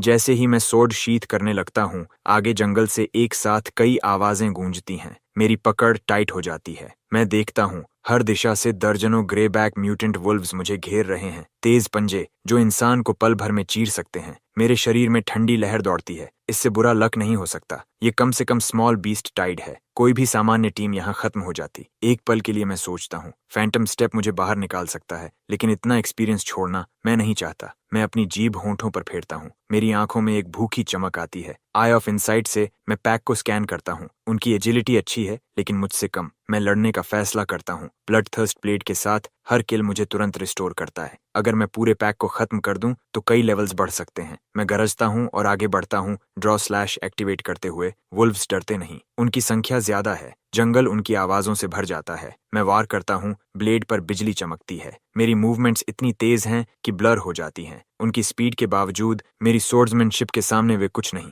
थंडर स्ट्राइक ब्लेड आर्ट और ड्रॉ स्लैश साथ मिलते हैं। उनकी कंबाइंड पावर तेजी से बढ़ती है। कुछ ही पलों में कई वुल्व्स गिर जाते हैं। मेरा एक्सपीरियंस लगातार बढ़ता है। मैं एक मशीन की तरह चलता हूँ। ठंडा चेहरा, लगातार वार, बिना रुके। कुछ ही समय में एक भी वुल्फ बाकी नहीं रहता। तभी पेड़ों के बीच से कुछ और निकलता है। एक विशाल वुल्फ। उसकी फर चांदनी में चमकती चांदी जैसी सफेद। उसका आकार बाकी सबसे बड़ा। ये पूरी तरह अलग स्तर का है। उसकी स्पीड डरावनी है। वह एक पल में दूरी खत्म करता है और मैं रिएक्ट भी नहीं कर पाता कि वह मेरी बांग छू जाता है। दो गहरे घाव बनते हैं। खून बहने लगता है। आधा सेकंड और होता तो मेरा हाथ जा सकता था। आई ऑफ इनसाइट तुरंत सक्रिय होता है। Silverback wolf king level 6। Skills silver claw, fang rip, rapid charge. Wolf king मुझे घेरते हुए घूमता है, अगला वार सेट करता हुआ। मैं उसे घूरता हूँ। मेरा चेहरा शांत है। मैं सोर्ड को शीथ में डाल देता हूँ। फिर मैं आगे बढ़ता हूँ, पहले अटैक करने का फैसला करते हुए, जबकि मैं अभी भी ब्लीडिंग कर रहा हूँ, क्योंकि उस लास्ट एक्सचेंज में ड्रॉ रीच मैक्स मास्टरी हो चुका है और मिड फाइट ही flash draw silver mid grade में अपग्रेड हो गया। मैं ब्लेड को कसकर पकड़ता हूँ। स्पिरिट एनर्जी मेरे हाथ से होकर सोर्ड में दौड़ती है और एक पल में पूरी ब्लेड क्रैकलिंग लाइटनिंग की आर्क से जल उठती है। अगले ही मोमेंट मैं डीप ब्लू लाइटनिंग की एक स्ट्रीक बन जाता हूँ। ब्लेड प्योर लाइट की एक लाइन छोड़ते हुए सीधा कट करती है। ये स्लैश इतना तेज है कि वुल्फ किंग रिएक्ट करने का मौका भी नहीं पाता और जमीन पर गिर जाता है, dead. Wolf king slain. Experience plus 500, flash draw mastery plus 145, thunder strike blade art mastery plus 100 loot, iron cleave, bone splitter, wolf king's heart. बाकी के वुल्व्स जम जाते हैं, फिर पैनिक में आ जाते हैं। जो ज्यादा कावडली हैं वो पहले ही मुड़कर भागने लगते हैं। मैं तुरंत उनका पीछा करता हूँ, पैक के बीच फैंटम की तरह मूव करते हुए। एक भी नहीं बचता। हर एक वुल्फ मेरी ब्लेड से गिरता है। मेरा लेवल सीधा 10 तक जंप कर जाता है। इसकी स्पीड अनमैच्ड है। Rank up quest slay the guardian of crimson rock cavern. Reward advance to first rank blade saint. जब ऑर्डिनरी प्लेयर्स अपना रैंक अप क्वेस्ट कंप्लीट करते हैं तो वो अपनी फर्स्ट ट्रू क्लास चूज कर सकते हैं। Sword shield fighter, dualist, blade technician और भी बहुत कुछ। लेकिन मेरे लिए ये अलग है। ब्लेड सेंट ऑलरेडी एग्जिस्टेंस की हाईएस्ट क्लास है। सिर्फ एक ही रास्ता है, आगे बढ़ना, एट्रीब्यूट्स को डीपन करना और स्किल्स को स्ट्रेंथन करना। कोई ब्रांचिंग नहीं, कोई चूजिंग नहीं। मैं अपना स्टेटस पैनल खोलता हूँ और ज्यादातर एट्रीब्यूट पॉइंट्स एजिलिटी में डाल देता हूँ, जबकि कुछ स्पिरिट में जाते हैं। स्किल्स पूरी तरह स्पिरिट एनर्जी पर डिपेंड करती हैं और मैं इसे खत्म होने नहीं दे सकता। एजिलिटी 100 को ब्रेक कर जाती है। Blade sync class skill unlocked. Sword dance master platinum lower grade. अब मैं किसी भी सोर्ड टाइप वेपन को इक्विप कर सकता हूँ, चाहे लेवल या क्लास रिक्वायरमेंट्स कुछ भी हों। मेरे हाथों में सभी सोर्ड वेपन्स की शार्पनेस डबल हो जाती है। मेरी आंखें फ्लिकर करती हैं। ये एक पावरफुल इफेक्ट है। इसका मतलब है कि मैं गेम के हाईएस्ट टीयर सोर्ड वेपन्स भी इक्विप कर सकता हूँ। अभी मेरे पास स्किल्स का एक सॉलिड सेट है। अब टाइम है क्रिम्सन रॉक कैवर्न का सामना करने का। मैं अपने याद किए हुए राउट को फॉलो करता हूँ और आगे बढ़ता हूँ। जैसे ही हिडन बॉस गिरता है डंजन खत्म हो जाएगा। ये सोचकर मैं टोटल कंसीलमेंट एक्टिवेट करता हूँ, अपने किल काउंट और लेवल को पूरी तरह हाइड कर देता हूँ। वंस एक्टिव, डंजन का एब्सोल्यूट सिस्टम भी इसे ट्रैक नहीं कर सकता। इसका मतलब है कि मैं किसी भी लीडर बोर्ड पर दिखाई नहीं दूंगा। अभी के लिए यही मुझे चाहिए, लेकिन कंसीलमेंट कितना भी डीप क्यों ना हो, डंजन खत्म होते ही ट्रू रैंकिंग सामने आ जाएंगी, और जब वो सामने आएंगी मेरे रिजल्ट्स पूरी दुनिया को हिला देंगे। अभी के लिए मुझे शांत रहना है। जब मैं हिडन बॉस का सामना करूंगा, मैं किसी भी कॉम्प्लिकेशन का रिस्क नहीं ले सकता। उसी समय एरन फॉल फर्स्ट एकेडमी के कॉन्फ्रेंस रूम के अंदर स्कूल का सीनियर स्टाफ टेंस साइलेंस में खड़ा है। हर किसी की नजर सामने लगी स्क्रीन पर है। Beginner dungeon 144 leader board. First place level 8 Lucas, second level 7 J, third level 6 player A. Aaron fall और आसपास के सिटीज के स्ट्रॉन्ग न्यू टैलेंट्स रैंकिंग्स में भरे हुए हैं, लेकिन क्रेस्ट कहीं भी नहीं है, टॉप 500 में भी नहीं। ये क्या हो रहा है? उसकी क्लास सोर्ड चैनलर हो सकती है, लेकिन उसके स्टैट्स मैक्स्ड हैं। इवन अगर उसकी स्किल्स अभी स्ट्रांग नहीं हैं, तो भी शेयर फोर्स से कुछ किल्स तो होनी चाहिए। वो टॉप 500 में भी क्यों नहीं है? प्रिंसिपल ग्रेसन अपने आर्म्स क्रॉस किए खड़ा है, एक्सप्रेशन ग्रेव।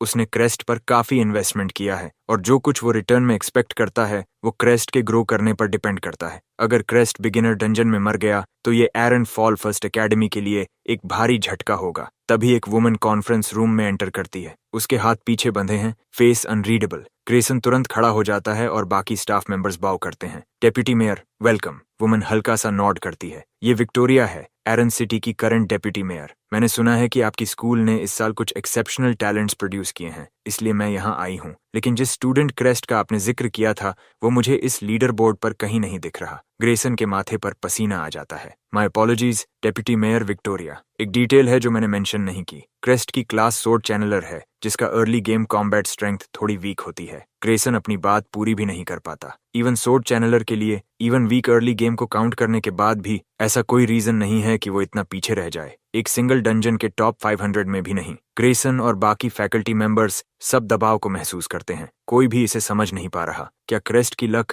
सच में इतनी खराब हो सकती है? सीधे मॉन्स्टर क्लस्टर में ड्रॉप होकर आते ही मारा गया। प्लीज अभी अलार्म्ड मत होइए डेप्यूटी मेयर। क्रेस्ट के अलावा इस साल हमारे पास और भी स्ट्रॉन्ग प्रोस्पेक्ट्स हैं। जेन, 9 star talent, hidden class, demon Hunter. ये इस साल का हमारा सबसे बड़ा सरप्राइज है क्रेस्ट के बाद। फिलहाल सेकंड प्लेस पर है और स्ट्रॉन्ग फाइट कर रहा है। ये हमारा बेस्ट कैंडिडेट है लूकस फ्रॉम स्टोनर सिटी को चैलेंज करने के लिए। और एक यंग वुमन है जिसने hidden class soul summoner awaken किया है। 7 स्टार टैलेंट। उसके पास रियल पोटेंशियल है, अभी 19th रैंक पर है। और डैनियल फैमिली का eldest son, 8 star innate talent, hidden class armour breaker, फिलहाल 4th पोजीशन पर है। ग्रेसन एक एक करके पूरी लिस्ट गिना देता है, हर स्टैंड आउट स्टूडेंट को कवर करते हुए जो स्कूल ने इस साल प्रोड्यूस किए हैं। विक्टोरिया का एक्सप्रेशन स्टेडी रहता है। वो हल्का सा नॉड करती है। ये जेन सच में इम्प्रेसिव है, एक रियल डार्क हॉर्स। लेकिन स्टोनर सिटी का ये न्यू टैलेंट लूकस, वो बिल्कुल अलग लेवल पर है। 10 star innate talent, hidden class blade berserker. वो इस जनरेशन का डिफाइनिंग जीनियस है। मैं सिर्फ इतना चाहती हूँ कि एरन फॉल से कोई एक प्लेयर उसके साथ पेस बनाए रखे, या कम से कम बहुत पीछे ना रहे। अगर इस साल एरन फॉल बॉटम पर फिनिश करता है तो अगले साल पिलर अलायंस ज्वाइन करने की एलिजिबिलिटी खो देगा। ये कहते हुए विक्टोरिया की आंखों में हल्की चिंता दिखती है। और ठीक उसी मोमेंट मैं डंजन के अंदर गहराई में हूँ, अपने रास्ते में आने वाली हर चीज को काटता हुआ, जब तक कि मैं आखिरकार क्रिम्सन रॉक कैवन के एंट्रेंस तक नहीं पहुंच जाता। बिना किसी वार्निंग के गॉब्लिन्स का एक क्लस्टर कैवन से बाहर दौड़ता हुआ आता है। छोटे बदबूदार क्रीचर्स, ब्लेड के कुछ लाइटनिंग लेस्ड स्विंग्स, और वो कुछ कर भी पाते उससे पहले ही सब खत्म हो जाते हैं। फिर अंदर से एक थंडरस क्रैश गूंजता है और एक मैसिव शेप अंदर से बाहर फटकर निकलती है। मसल्स कॉइल्ड आयरन चेन्स जैसे, डीप ग्रीन स्किन, लिजर्ड और गॉब्लिन का हाइब्रिड, मैसिव और ब्रूटिश, लेकिन अपने छोटे किन जितना कनिंग नहीं। गॉब्लिन वॉर चीफ अपने गिरे हुए किन की बॉडीज को देखता है और एक ऐसी हाउल निकालता है जो हवा को हिला देती है। वो चार्ज करता है, उसके massive clubs wide sweeping arc में घूमते हुए।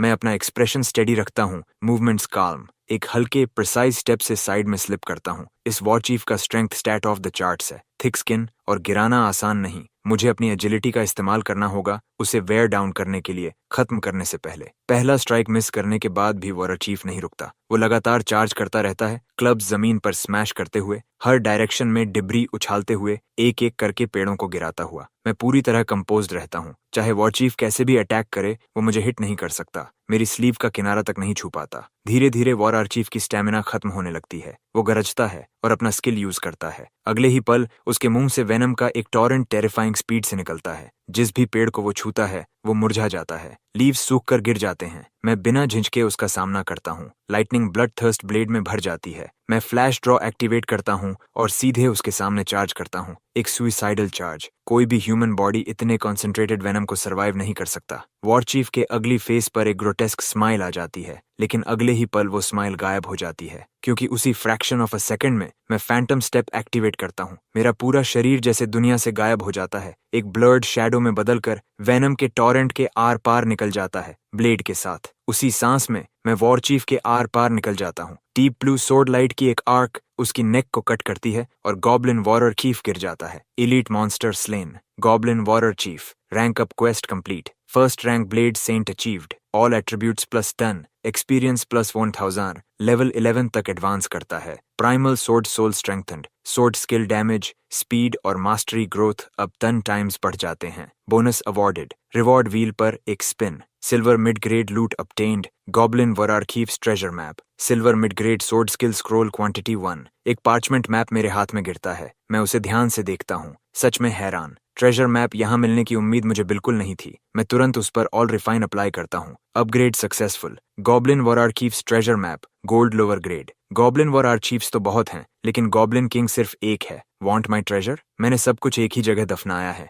जाकर ढूंढो। दूसरा लूट है silver mid grade sword skill scroll. मैं उस पर फिर से ऑल रिफाइन अप्लाई करता हूँ और इस बार वो सीधा गोल्ड अपर ग्रेड तक जंप करता है, प्लैटिनम से सिर्फ एक टियर नीचे। Skill learned, sword command, gold upper grade. मेरे चेहरे पर एक हल्की मुस्कान आ जाती है। इतनी सारी स्किल्स में से ये बिल्कुल परफेक्ट है। ये मेरे सोर्ड चैनलर डिस्गाइज को पूरी तरह कन्विंसिंग बना देगा। एक थॉट के साथ ब्लड थर्स्ट ब्लेड कांपने लगती है, फिर हम करती है और फिर पूरी तरह हवा में उठ जाती है। वो मेरे चारों तरफ ऑर्बिट करती है, घूमती है और प्रिसीजन से स्ट्राइक करती है, जैसे वो मेरे हाथ का एक्सटेंशन हो। डाउनसाइड ये है कि जब सोर्ड मेंटल कंट्रोल में उड़ रही होती है तब फ्लैश ड्रॉ और thunder strike blade art use नहीं किए जा सकते, लेकिन मास्टरी बढ़ने के साथ कुछ भी पॉसिबल हो जाता है। मैं सिस्टम को कॉल करता हूँ और फैमिलियर स्पिन व्हील मेरे दिमाग में उभर आता है। नीडल घूमती है और एक लेजेंडरी टैलेंट पर रुक जाती है। Passive mastery, legendary tier obtained। अब सभी स्किल्स हर समय ऑटोमेटिकली मास्टरी में ग्रो करेंगी। मैं डिस्क्रिप्शन को देखता रह जाता हूँ, सच में स्टन्ड। मैं सिर्फ एग्जिस्ट करके स्ट्रॉन्गर हो जाऊंगा। मैं क्रिम्सन रॉक कैवर्न में कदम रखने ही वाला था कि रुक जाता हूँ। मेरे पीछे फुटस्टेप्स। अगले ही पल एक एरो हवा को चीरता हुआ सीधे मेरे सिर के पीछे आता है। मैं हल्का सा सिर झुकाता हूँ और एरो साफ मिस हो जाता है। मेरी आंखों में कोल्ड किलिंग इंटेंट चमक उठती है। उस एरो की क्राफ्ट्समैनशिप से साफ है ये ह्यूमन एम्बुश है। 4 फिगर्स अंडरग्रोथ से बाहर आते हैं, हर एक अलग वेपन के साथ। एक आयरन वैनगार्ड, एक रेंजर और 2 मेजेस। और उनमें वो भी है जिसे देखने की उम्मीद मुझे सबसे कम थी, ब्रूटो। हर जगह में, हर इंसान में वही ब्रूटो। उसके चेहरे पर विशियस ग्रिन फैल जाती है। वो इस मोमेंट की कल्पना तब से कर रहा था जब वो हारा था। अगर डंजन में कभी मेरा सामना हुआ तो वो क्या करेगा? क्या लकी ब्रेक है? ब्रूटो की आंखों में खुला किलिंग इंटेंट जल रहा है। उसके टीममेट्स वेपन्स उठा लेते हैं और कॉम्बैट स्टैंस में आ जाते हैं। तुम सच में सोचते हो कि तुम कुछ लोग मुझे गिरा दोगे? मैं ग्रुप को स्कैन करता हूँ। मेरी आवाज फ्लैट और पूरी तरह काल्म है, डर का कोई निशान नहीं। बॉस, ये आसान नहीं लग रहा, एक मेज नर्वस होकर बोलता है। उसके पास खड़ी रेंजर ठंडी हंसी छोड़ती है।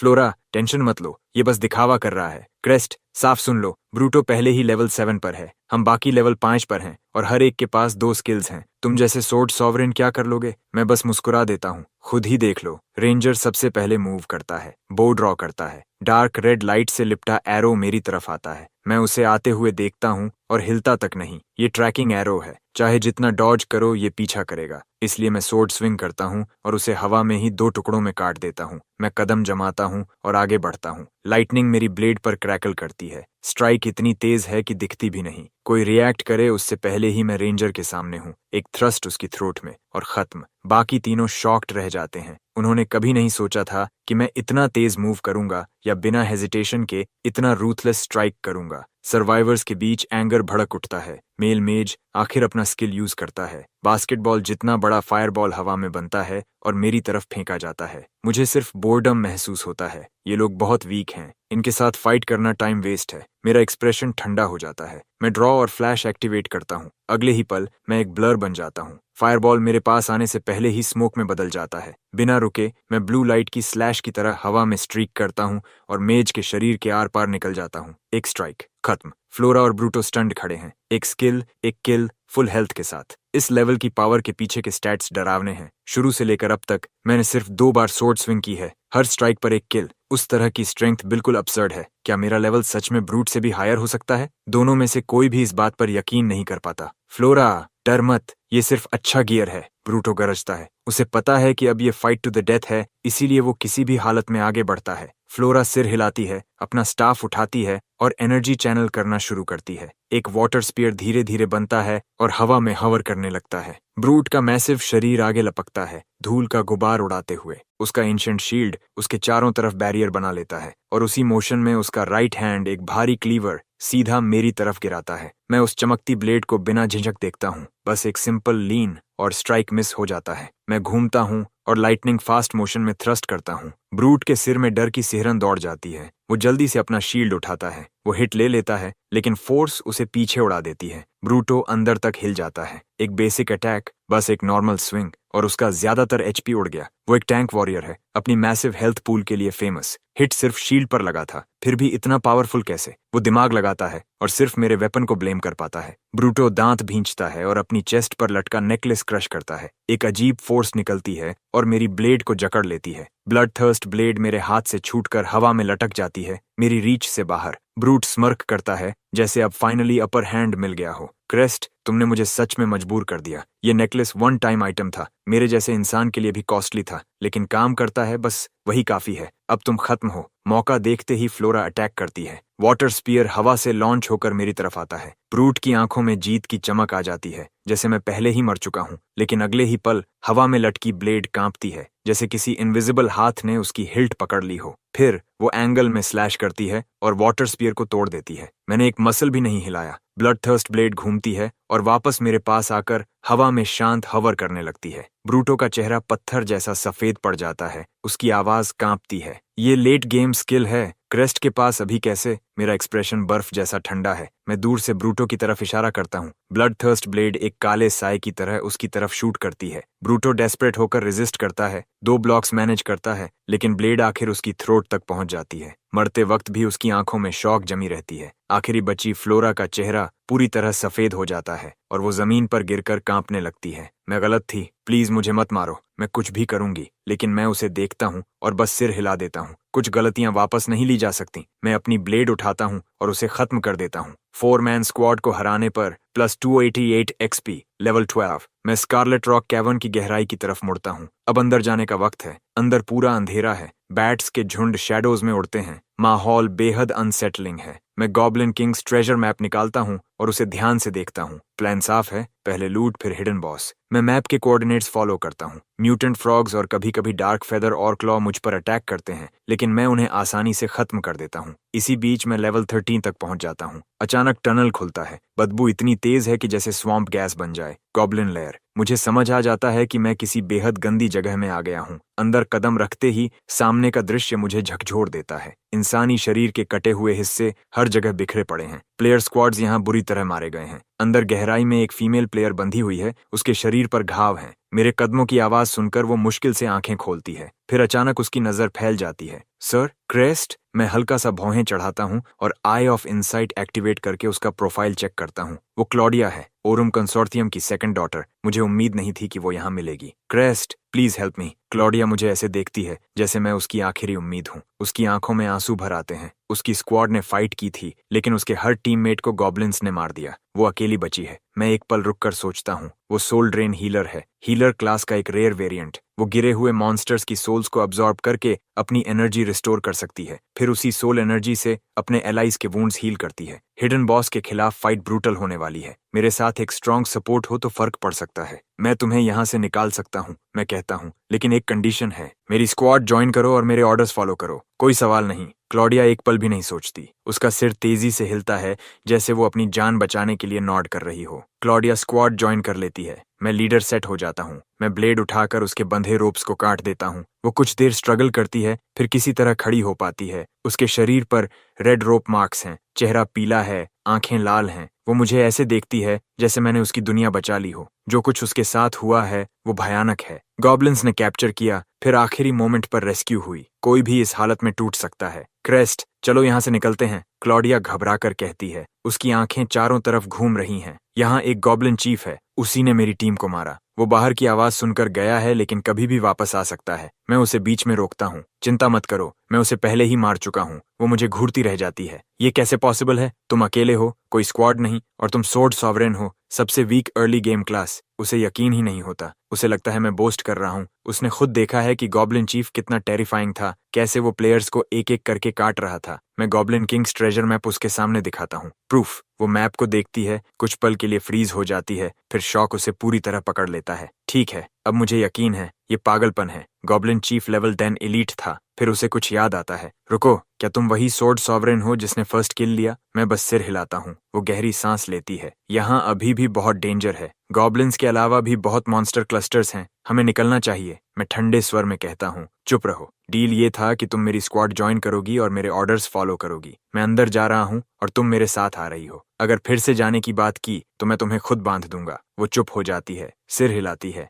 लेकिन अंदर ही अंदर गुस्से में है। क्या बेवकूफ है, जरा भी चाम नहीं। मैं आराम कंजोर्सियम की सेकंड डॉटर हूँ। थोड़ी सॉफ्टनेस दिखाता तो मैं खुद उसकी हो जाती। क्या उसे पता नहीं इस कनेक्शन की वैल्यू क्या है? लेकिन मैं पहले ही आगे बढ़ चुका हूँ, पीछे देखे बिना कैवर्न की गहराई में जाता हुआ। वो चारों तरफ देखती है। चारों तरफ पिच ब्लैक अंधेरा, डरावना माहौल। उसके पास कोई चॉइस नहीं। वो जल्दी से मेरे पीछे आकर मेरे साथ ही रहती है। हम कई घंटों तक आगे बढ़ते हैं। मॉन्स्टर्स वेव्स में आते हैं, लेकिन मैं उन्हें आते ही काट देता हूँ। क्लॉडिया बिना कुछ किए एक्सपी गेन कर रही है। एक बार स्मॉल बीस्ट टाइड हमला करता है। मैं उसे अकेले ही संभाल लेता हूँ, बिना मेहनत के, लगभग बिना चोट के। क्लॉडिया सब कुछ देख रही है। उसका मुंह खुला रह जाता है। अब उसे पूरी तरह यकीन हो गया है, अगर मैं उसका एनिमी होता तो वो बचती ही नहीं। मैं उसके पास जाता हूँ। खड़ी क्या हो, मुझे हील करो। क्लॉडिया तुरंत स्किल एक्टिवेट करती है। वायोलेट लाइट उसकी हथेली में चमकती है और मेरे अंदर बह जाती है। मेरे आर्म के वुंड्स कुछ ही सेकंड्स में ठीक हो जाते हैं। ब्लड थर्स्ट ब्लेड में थोड़ी हीलिंग एबिलिटी है, लेकिन बहुत कम। एक प्रॉपर हीलर के सामने कुछ नहीं, इसलिए मैं उसे साथ लाया हूँ। तुम्हारा लेवल क्या है? तुम्हारी वजह से अभी 10 पहुंची हूँ। मेरा क्लास एडवांसमेंट क्वेस्ट आ गया है। मुझे एक एलीट मॉन्स्टर मारना होगा। वो नर्वस होकर कहती है। ठीक है, मैं करवा दूंगा। तुम सोल में एडवांस करोगी? वो सिर हिलाती है, लेकिन अंदर से सरप्राइज्ड है। उसे पता है कि वो किस क्लास में एडवांस होगी। इतनी नॉलेज हर किसी के पास नहीं होती। मैं उसे एक एलीट मॉन्स्टर तक ले जाता हूँ और वो एडवांसमेंट कंप्लीट कर लेती है। सोल्म अनलॉक्ड। उसे नया स्किल मिलता है, shield boost. Targeted teammate energy spend करके कंटिन्यूअसली ब्लॉक चांस बढ़ाता है। कुछ ही देर में हम उस जगह पहुंच जाते हैं जो गॉब्लिन किंग के मैप पर मार्क्ड थी। मैप लाइट की स्ट्रीम में बदलकर जमीन में समा जाता है। मैं सोर्ड सॉवरेन स्किल एक्टिवेट करता हूँ और जमीन पर स्लैश करता हूँ। एक डीप पिट खुलता है और उसके अंदर एक डार्क पर्पल चेस्ट रखा है। Dark purple treasure chest, gold tier, lower grade. मैं उसे अभी नहीं खोलता। इसके बजाय मैं ऑल असेंशन एक्टिवेट करता हूँ और चेस्ट को ही अपग्रेड कर देता हूँ। चेस्ट वायलेट लाइट से चमकने लगता है। उसकी सरफेस अब क्लियर ब्लू जेमस्टोन से जड़ी हुई है। Dark knight chest, platinum tier, lower grade. Open rewards, full shadow duelist set, sallet, greaves, bracers, leggings, mantle. साथ में शैडो सोल लॉन्ग सोर्ड और एक platinum high grade soul crystal skill scroll. Notifications की बरसात देखकर मेरी आंखें फैल जाती हैं। पूरा प्लैटिनम सेट जो बेहद रेयर है, और सोर्ड मिड ग्रेड प्लैटिनम है। मेरी लक सच में आसमान छू रही है। मैं तुरंत सब इक्विप कर लेता हूँ। एक लॉन्ग सोर्ड मेरे सामने मटेरियलाइज होती है। उसके बॉडी में डार्क पर्पल वेन्स बह रही हैं। हिल्ट सॉलिड है, लेकिन ब्लेड शैडो जैसी है, लगभग unreal. Shadow soul long sword, platinum mid grade. Shadow storage, ये ब्लेड मेरी शैडो के अंदर स्टोर हो सकती है और कभी भी समन की जा सकती है। सोल ड्रेन, टारगेट की शैडो पर स्ट्राइक करके उसकी एनर्जी धीरे धीरे ड्रेन होती है। डार्क स्लैश, इस ब्लेड के हर अटैक में 50% एक्स्ट्रा शैडो डैमेज जुड़ता है। इसे पकड़ते ही मुझे अपने स्टैट्स में बड़ा बूस्ट महसूस होता है। Full shadow duelist set equip करते ही मेरा अपीयरेंस बदल जाता है। मेरा आउटफिट पेल ग्रे रोब में बदल जाता है, जिस पर एंशिएंट रून्स एच्ड हैं, जैसे चांदनी कपड़े पर बिखरी हो। फोर आर्म्स पर ग्रे ब्रेसर्स आ जाते हैं। Shadow duelist set active, dark blade surge, सभी सोर्ड स्किल्स को 50% एक्स्ट्रा शैडो डैमेज मिलता है, जो फिजिकल डिफेंस को बाईपास करता है। शैडो स्ट्राइक, किसी भी सोर्ड स्किल के यूज पर 60% चांस है कि एक शैडो बने जो एक एक्स्ट्रा स्लैश दे, नॉर्मल अटैक जितना पावरफुल। इन इफेक्ट्स को पढ़कर मेरे अंदर एक्साइटमेंट की लहर दौड़ जाती है। ये सच में बहुत पावरफुल हैं। मैं शैडो सोल लॉन्ग सोर्ड को रिलीज करता हूँ। वो मेरे पैरों की शैडो में गिरकर गायब हो जाती है। जरूरत पड़ते ही मैं उसे वापस निकाल सकता हूँ। क्लॉडिया मेरी नई फुल सेट को देखकर स्टन्ड रह जाती है। प्लैटिनम गियर ओपन मार्केट में कम से कम 1 मिलियन में बिकता है और ओरुम कंसोर्शियम की सेकंड डॉटर होने के बावजूद ये अमाउंट उसे भी चौंका देता है। ये लो, इसे यूज करो। मैं platinum high grade soul crystal skill scroll उसकी तरफ फेंकता हूँ। ज्यादातर प्लेयर्स प्लैटिनम स्किल्स चौथे या 5वें क्लास एडवांसमेंट पर सीखते हैं। इतना महंगा स्क्रोल और मैं उसे बिना किसी शर्त दे देता हूँ। क्लॉडिया पूरी तरह शॉक में है। तुम सच में ये मुझे दे रहे हो? इसकी कीमत कम से कम 1 मिलियन है। वो हेजिटेंट होकर उसे लेती है, जैसे उसे लगता है कि मुझे इसकी वैल्यू नहीं पता, लेकिन मेरा एक्सप्रेशन फ्लैट रहता है। आगे फाइट टफ होगी। तुम्हारी स्किल्स जितनी स्ट्रांग होंगी, हमारे चांसेस उतने बेहतर होंगे। मुझे हिडन बॉस की ताकत पता है। क्लॉडिया की तरफ एक एक्स्ट्रा स्किल जीत और मौत के बीच फर्क बन सकती है। वो बहस बंद कर देती है और तुरंत यूज करती है। Skill acquired soul resonance activate करने पर सभी पार्टी मेंबर्स को 200% बोनस एक्सपीरियंस मिलता है। क्लॉडिया की आंखें चमक उठती हैं। सोल रेजोनेंस ये लेट गेम सोल मिनर स्किल है। अगर हम 7 पार्टी में रहे तो स्प्लिट होने के बाद भी फुल एक्सपीरियंस मिलेगा। वो एक्साइटमेंट में लगभग उछल रही है। मैं हल्की सी मुस्कान देता हूँ। इस स्किल के साथ पार्टी मेंबर होने से मेरा एक्सपीरियंस कट नहीं होगा। किसी और टीम के लिए ये अनथिंकेबल होता। मैं क्लॉडिया को आगे लेकर बढ़ता हूँ। हमें कैवर्न के अंदर एक छोटा एग्जिट मिलता है। बाहर एक विशाल फॉरेस्ट फैला हुआ है। उसके बीच में एक ब्लड रेड लेक है जिसकी सरफेस उबलते क्रिम्सन पानी जैसी हिल रही है। मेरा एक्सप्रेशन सख्त हो जाता है। लगभग 1 आवर में हिडन बॉस यहीं अपीयर होगा। मुझे ये अपनी पास्ट लाइफ से पता है। जेन, जो उस लाइफ में हमारे स्कूल का स्ट्रॉन्गेस्ट क्लास एडवांसर था, यहीं मरा था। वही था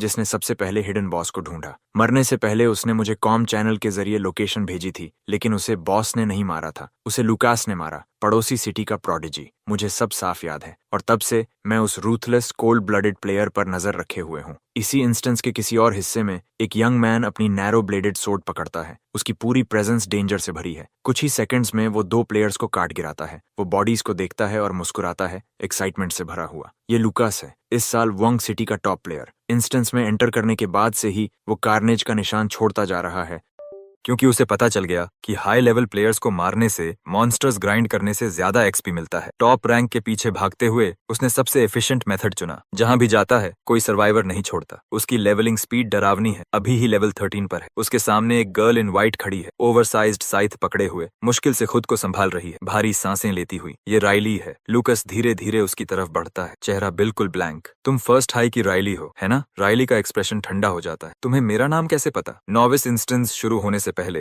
मुझे फर्स्ट हाई के टॉप टैलेंट्स की पूरी लिस्ट मिली थी, सीधे तुम्हारे प्रिंसिपल से। मैंने तुम सबकी क्लास एप्टीट्यूड स्टडी की है। ये इंस्टेंस मेरा हंटिंग ग्राउंड। यहाँ की हर स्कूल डिसअपॉइंटमेंट रही है। तुम सब एक्सपीरियंस पॉइंट्स बनने के लिए ही बेहतर हो। लूकस अपनी ब्लेड उठाता है और ब्लेड रीवर स्किल एक्टिवेट करता है। टेरिफाइंग रेड स्लैशेस हवा में बनते हैं और राइली की तरफ बढ़ते हैं। आखिरी पल में राइली पूरी तरह काम रहती है। वो अपनी आखिरी एनर्जी खर्च करके एक स्केलेटन सोल्जर समन करती है जो किलिंग ब्लो को इंटरसेप्ट करता है और उसी पल वो गायब हो जाती है। ये उसका रेत कॉलर स्किल है, रेत स्वॉप। वो रेंज में सबसे दूर कॉप्स के साथ अपनी पोजीशन एक्सचेंज कर लेती है। लूकस हवा को काटता है। वो घूमता है और सिर्फ राइली की झलक पकड़ पाता है जो डेंस ट्रीज में गायब हो रही है। उसके चेहरे पर ब्लड थर्स्टी स्माइल फैल जाती है। जितना भागना है भागो लिटिल लैम, बच नहीं पाओगी। वो अपना मूवमेंट स्किल एक्टिवेट करता है और प्रेडेटर की तरह उसका पीछा करता है। राइली पैनिक में ट्रीज के बीच दौड़ती है। बचने के लिए वो एक कैवर्न में कूद जाती है। ब्लड रेड रॉक्स वॉल्स पर जमी है। जगह बेहद गलत लगती है, लेकिन वो स्टन्ड रह जाती है। कैवर्न में लगभग कोई लाइव मॉन्स्टर नहीं है, सिर्फ हर जगह कॉर्प्सेस पड़े हैं। कोई यहाँ पहले ही सब साफ कर चुका है। ये किसने किया? कोई एलीट स्क्वाड भी इतने मॉन्स्टर्स नहीं मार सकता, लेकिन सोचने का टाइम नहीं है। वो पूरी ताकत से भागती है। पीछे लूकस के फुटस्टेप्स सुनाई दे रहे हैं और करीब आते जा रहे हैं। डिस्पेयर उसे घेर लेता है। अगर वो पकड़ लिया गया तो वो मर जाएगी। जैसे ही लूकस डिस्टेंस क्लोज करने वाला होता है, आगे एक फिगर प्रकट होता है। राइली को पकड़कर शैडोज में खींच लेता है। वो देखती है एक यंग मैन इन ग्रीन, उसकी बैक पर बड़ा बो बंधा हुआ, शांत कॉन्फिडेंस के साथ। ये जेन है, फर्स्ट हाई का 9 star talent awakener. Thanks, Riley धीरे से कहती है। मेंशन मत करो, हम एक ही स्कूल से हैं। मैं बस देखता नहीं रह सकता था। मैं कुछ समय से लूकस को देख रहा हूँ। वो अनस्टेबल है। इस इंस्टेंस को प्लेग्राउंड की तरह ट्रीट कर रहा है। हर किसी को हंट कर रहा है। अगर हमने उसे नहीं रोका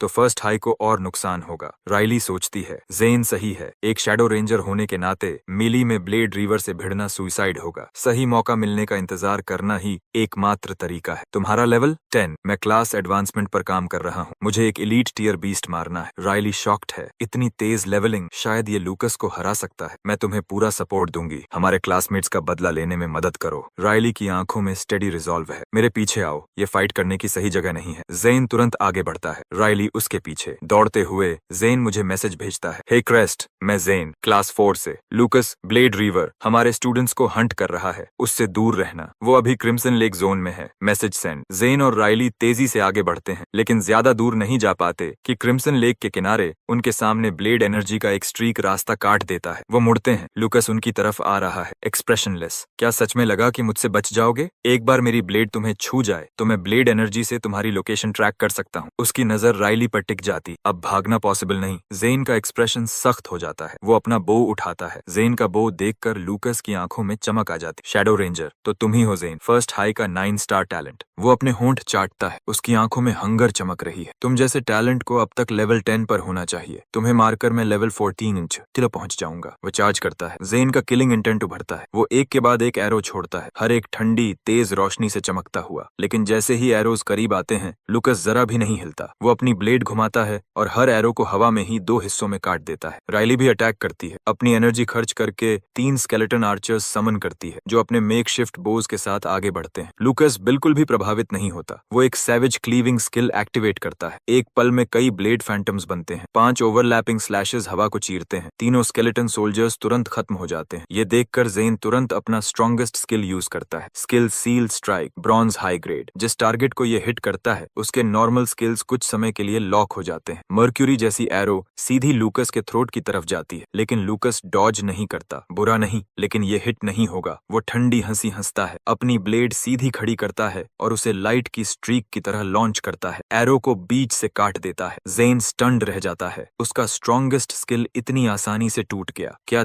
10 स्टार और 9 स्टार टैलेंट के बीच गैप इतना बड़ा है? जेन दूसरा एरो चढ़ा भी नहीं पाता कि लूकस पहले ही उसके सामने पहुंच जाता है। ब्लेड सीधा उसके चेस्ट में घुसती है। राइली ये सब हॉरर में देखती है। उसका चेहरा पूरी तरह सफेद पड़ जाता है। उसकी आंखों में गुस्सा भर जाता है। वो अपना फुल मून साइथ उठाकर लूकस पर वार करती है। लूकस घूमता है और अपनी ब्लेड उसके शोल्डर पर गिराता है। वो साइथ से ब्लॉक करती है, लेकिन फोर्स उसे पीछे फेंक देता है। वो खून खांसती है, अब लड़ने की हालत में नहीं। लूकस उसे ठंडी नजर से देखता है। इतने वीक, मैंने सोचा था मजा आएगा, लेकिन तुम सब तो छोटे प्लेयर्स हो। मेरा टाइम वेस्ट, अब खत्म हो जाओ। लूकस की आंखें अंधेरी हो जाती। वो धीरे धीरे राइली की तरफ बढ़ता है। उसका HP लगभग खत्म है। एक और स्ट्राइक और सब खत्म। वो दांत भींचती है। आंखों में गुस्सा जल रहा है। वो मरना नहीं चाहती, लेकिन उसके पास कोई ताकत नहीं बची। जेन भी उसकी वजह से इसमें फंसा। गिल्ट और डिस्पेयर उसे घेर लेते हैं। तभी दूर से एक सोर्ड क्राई गूंजती है। एक ब्लेड लाइट की तरह उड़ती है और एक पल में उस ब्लड रेड अटैक को तोड़ देती है जो लूकस ने अभी लॉन्च किया था। उसकी ताकत इतनी ज्यादा है कि लूकस खुद पीछे फेंक दिया जाता है। वो 3-4 कदम पीछे खिसकता है, मुश्किल से खुद को संभालता है। उसके चेहरे पर शॉक साफ दिखता है। कोई न्यू कमर उसकी ब्लेड एनर्जी को सीधे ओवरपावर नहीं कर सकता। डस्ट हटती है। ग्रे रोब्स में एक यंग मैन पेड़ों से बाहर आता है। उसकी एक उंगली हल्की सी मुड़ती है। डार्क ब्लड थर्स्ट ब्लेड घूमती हुई वापस आकर उसके पास हवर करने लगती है। मैं सामने का सीन काम नजरों से देखता हूँ। एक पल में सिचुएशन समझ आ जाती है और एक चीज मुझे सरप्राइज करती है, राइली भी यहाँ है। लगता है इस लाइफ में सब कुछ पहले जैसा नहीं होगा। क्रेस्ट, राइली की आवाज कांपती है। उसकी आंखें लाल है। उसे खुद यकीन नहीं हो रहा कि ये सच है। मैं हूँ। मैं आगे बढ़कर उसके चेहरे से खून धीरे से साफ करता हूँ। मेरी आंखों के पीछे एक क्वाइट किलिंग इंटेंट जागता है। राइली की इंजरीज सीरियस है। अगर मैं थोड़ा भी देर करता तो शायद उसे खो देता। क्लॉडिया मेरे पीछे आती है, दोनों हाथ उठाती। डीप वायलेट लाइट राइली के शरीर में बहती है और उसके वुंड्स तेजी से हील होने लगते हैं। जेन ये सब देखकर स्टन्ड है। फ्लोटिंग ब्लेड, ये late game sword sovereign skill है। क्रेस्ट के पास अभी कैसे? उसके दिमाग में 1000 सवाल दौड़ रहे। वो दर्द से कराहता है। अपने चेस्ट को पकड़कर खुद को खड़ा करता है। कुछ सेंटीमीटर्स और उसका दिल खत्म हो जाता। फिर वो क्लॉडिया को देखता है जो बिना छुए उसे भी हील कर रही है। वो और भी शॉक्ड है। एक साथ 2 लोगों को हील करना अर्ली गेम में ये सिर्फ क्लास एडवांस्ड सोल मिनर ही कर सकता है। तब तक लूकस खुद को संभाल चुका है। उसकी एरोगेंस गायब हो गई है। अब उसकी जगह कुछ भारी है। उसे एक असली ओपोनेंट मिल गया है और वो लास्ट स्ट्राइक उसके अंदर तक असर कर गया है। उसकी ब्लेड पर एक नॉच पड़ गया है। उसकी ब्लेड एक गोल्ड टियर वेपन। आखिर कैसी स्ट्रेंथ, कैसी स्किल चाहिए होती है गोल्ड टियर वेपन को चिप करने के लिए? क्या तुम क्रेस्ट हो, फर्स्ट हाई के 10 स्टार सोर्ड सॉवरेन? वो खुद मानने पर मजबूर हो जाता है। तुम्हारी स्ट्रेंथ मेरी उम्मीद से कहीं ज्यादा है। इस इंस्टेंस में तुम ही एक हो जिसे मैं अपना ओपोनेंट मान सकता हूँ, लेकिन बस उतना ही, तुम मेरी ब्लेड से मरोगे। लूकस बिना वार्निंग के मूव करता है। उसकी ब्लेड पर ब्लड रेड लाइट चमकती है और वो तेजी से आगे बढ़ता है। मैं उस स्ट्राइक को आते देखता हूँ। मेरा एक्सप्रेशन नहीं बदलता। कितना वीक स्लैश है, मैं कहता हूँ, और मैं सच में ऐसा ही सोचता हूँ। लूकस की आंखें तुरंत डार्क हो जाती हैं। मुझे टॉन्ट करने की हिम्मत सुइसाइडल है। एक स्ट्राइक में खत्म कर दूंगा। वो फुल पावर से वार करता है। मैं वहीं खड़ा रहता हूँ और ब्लड थर्स्ट ब्लेड को पकड़ लेता हूँ। अगले ही पल लाइटनिंग फट पड़ती है। वाइल्ड और रेजिंग एक गूंजती हुई सोर्ड क्राई हवा में भर जाती है। लूकस स्नीर करता है। क्लोज कॉम्बैट में लड़ना, खुद अपना सिर सौंप रहे हो। लेकिन अगले ही पल उसका एक्सप्रेशन फ्रीज हो जाता है। मेरा शरीर लाइटनिंग की स्ट्रीक बन जाता है। एक चमकदार सोर्ड ट्रेल हवा को चीरता है। स्पीड एब्सोल्यूट है। लूकस अभी भी नहीं जानता कि वो सोर्ड सॉवरेन से नहीं, सोर्ड गॉड से लड़ रहा है। एक थंडरस क्रैक गूंजता है। जैसे ही हमारी ब्लेड्स टकराती हैं, उसकी सोर्ड दो टुकड़ों में टूट जाती है। उसी पल उसकी चेस्ट पर एक गहरा घाव खुल जाता है। स्ट्राइक उसे हवा में उछाल देता है और वो जमीन पर गिरता है। वो खून उगलता है। आंखों में प्योर शॉक। ये क्या था? वो समझ ही नहीं पाता। इतनी तेज मूव कि वो फॉलो भी नहीं कर सका। उसका एचपी ऑलमोस्ट इंस्टेंटली खत्म हो जाता है। ई राइली और जेन जमे खड़े हैं। क्रेस्ट तो सोर्ड सॉवरेन है, फिर ये क्लोज कॉम्बैट इतना टेरिफाइंग कैसे? लूकस किसी तरह खड़ा होता है। अपनी ब्लेड उठाने की कोशिश करता है, लेकिन वो पूरी तरह टूट चुकी है। वो डिसबिलीफ में पीछे हटता है। कैसे? सिर्फ एक एक्सचेंज और सब खत्म। उसका कॉन्फिडेंस और प्राइड चूर हो गया। वो मानने से इनकार करता है। वो इन्वेंट्री से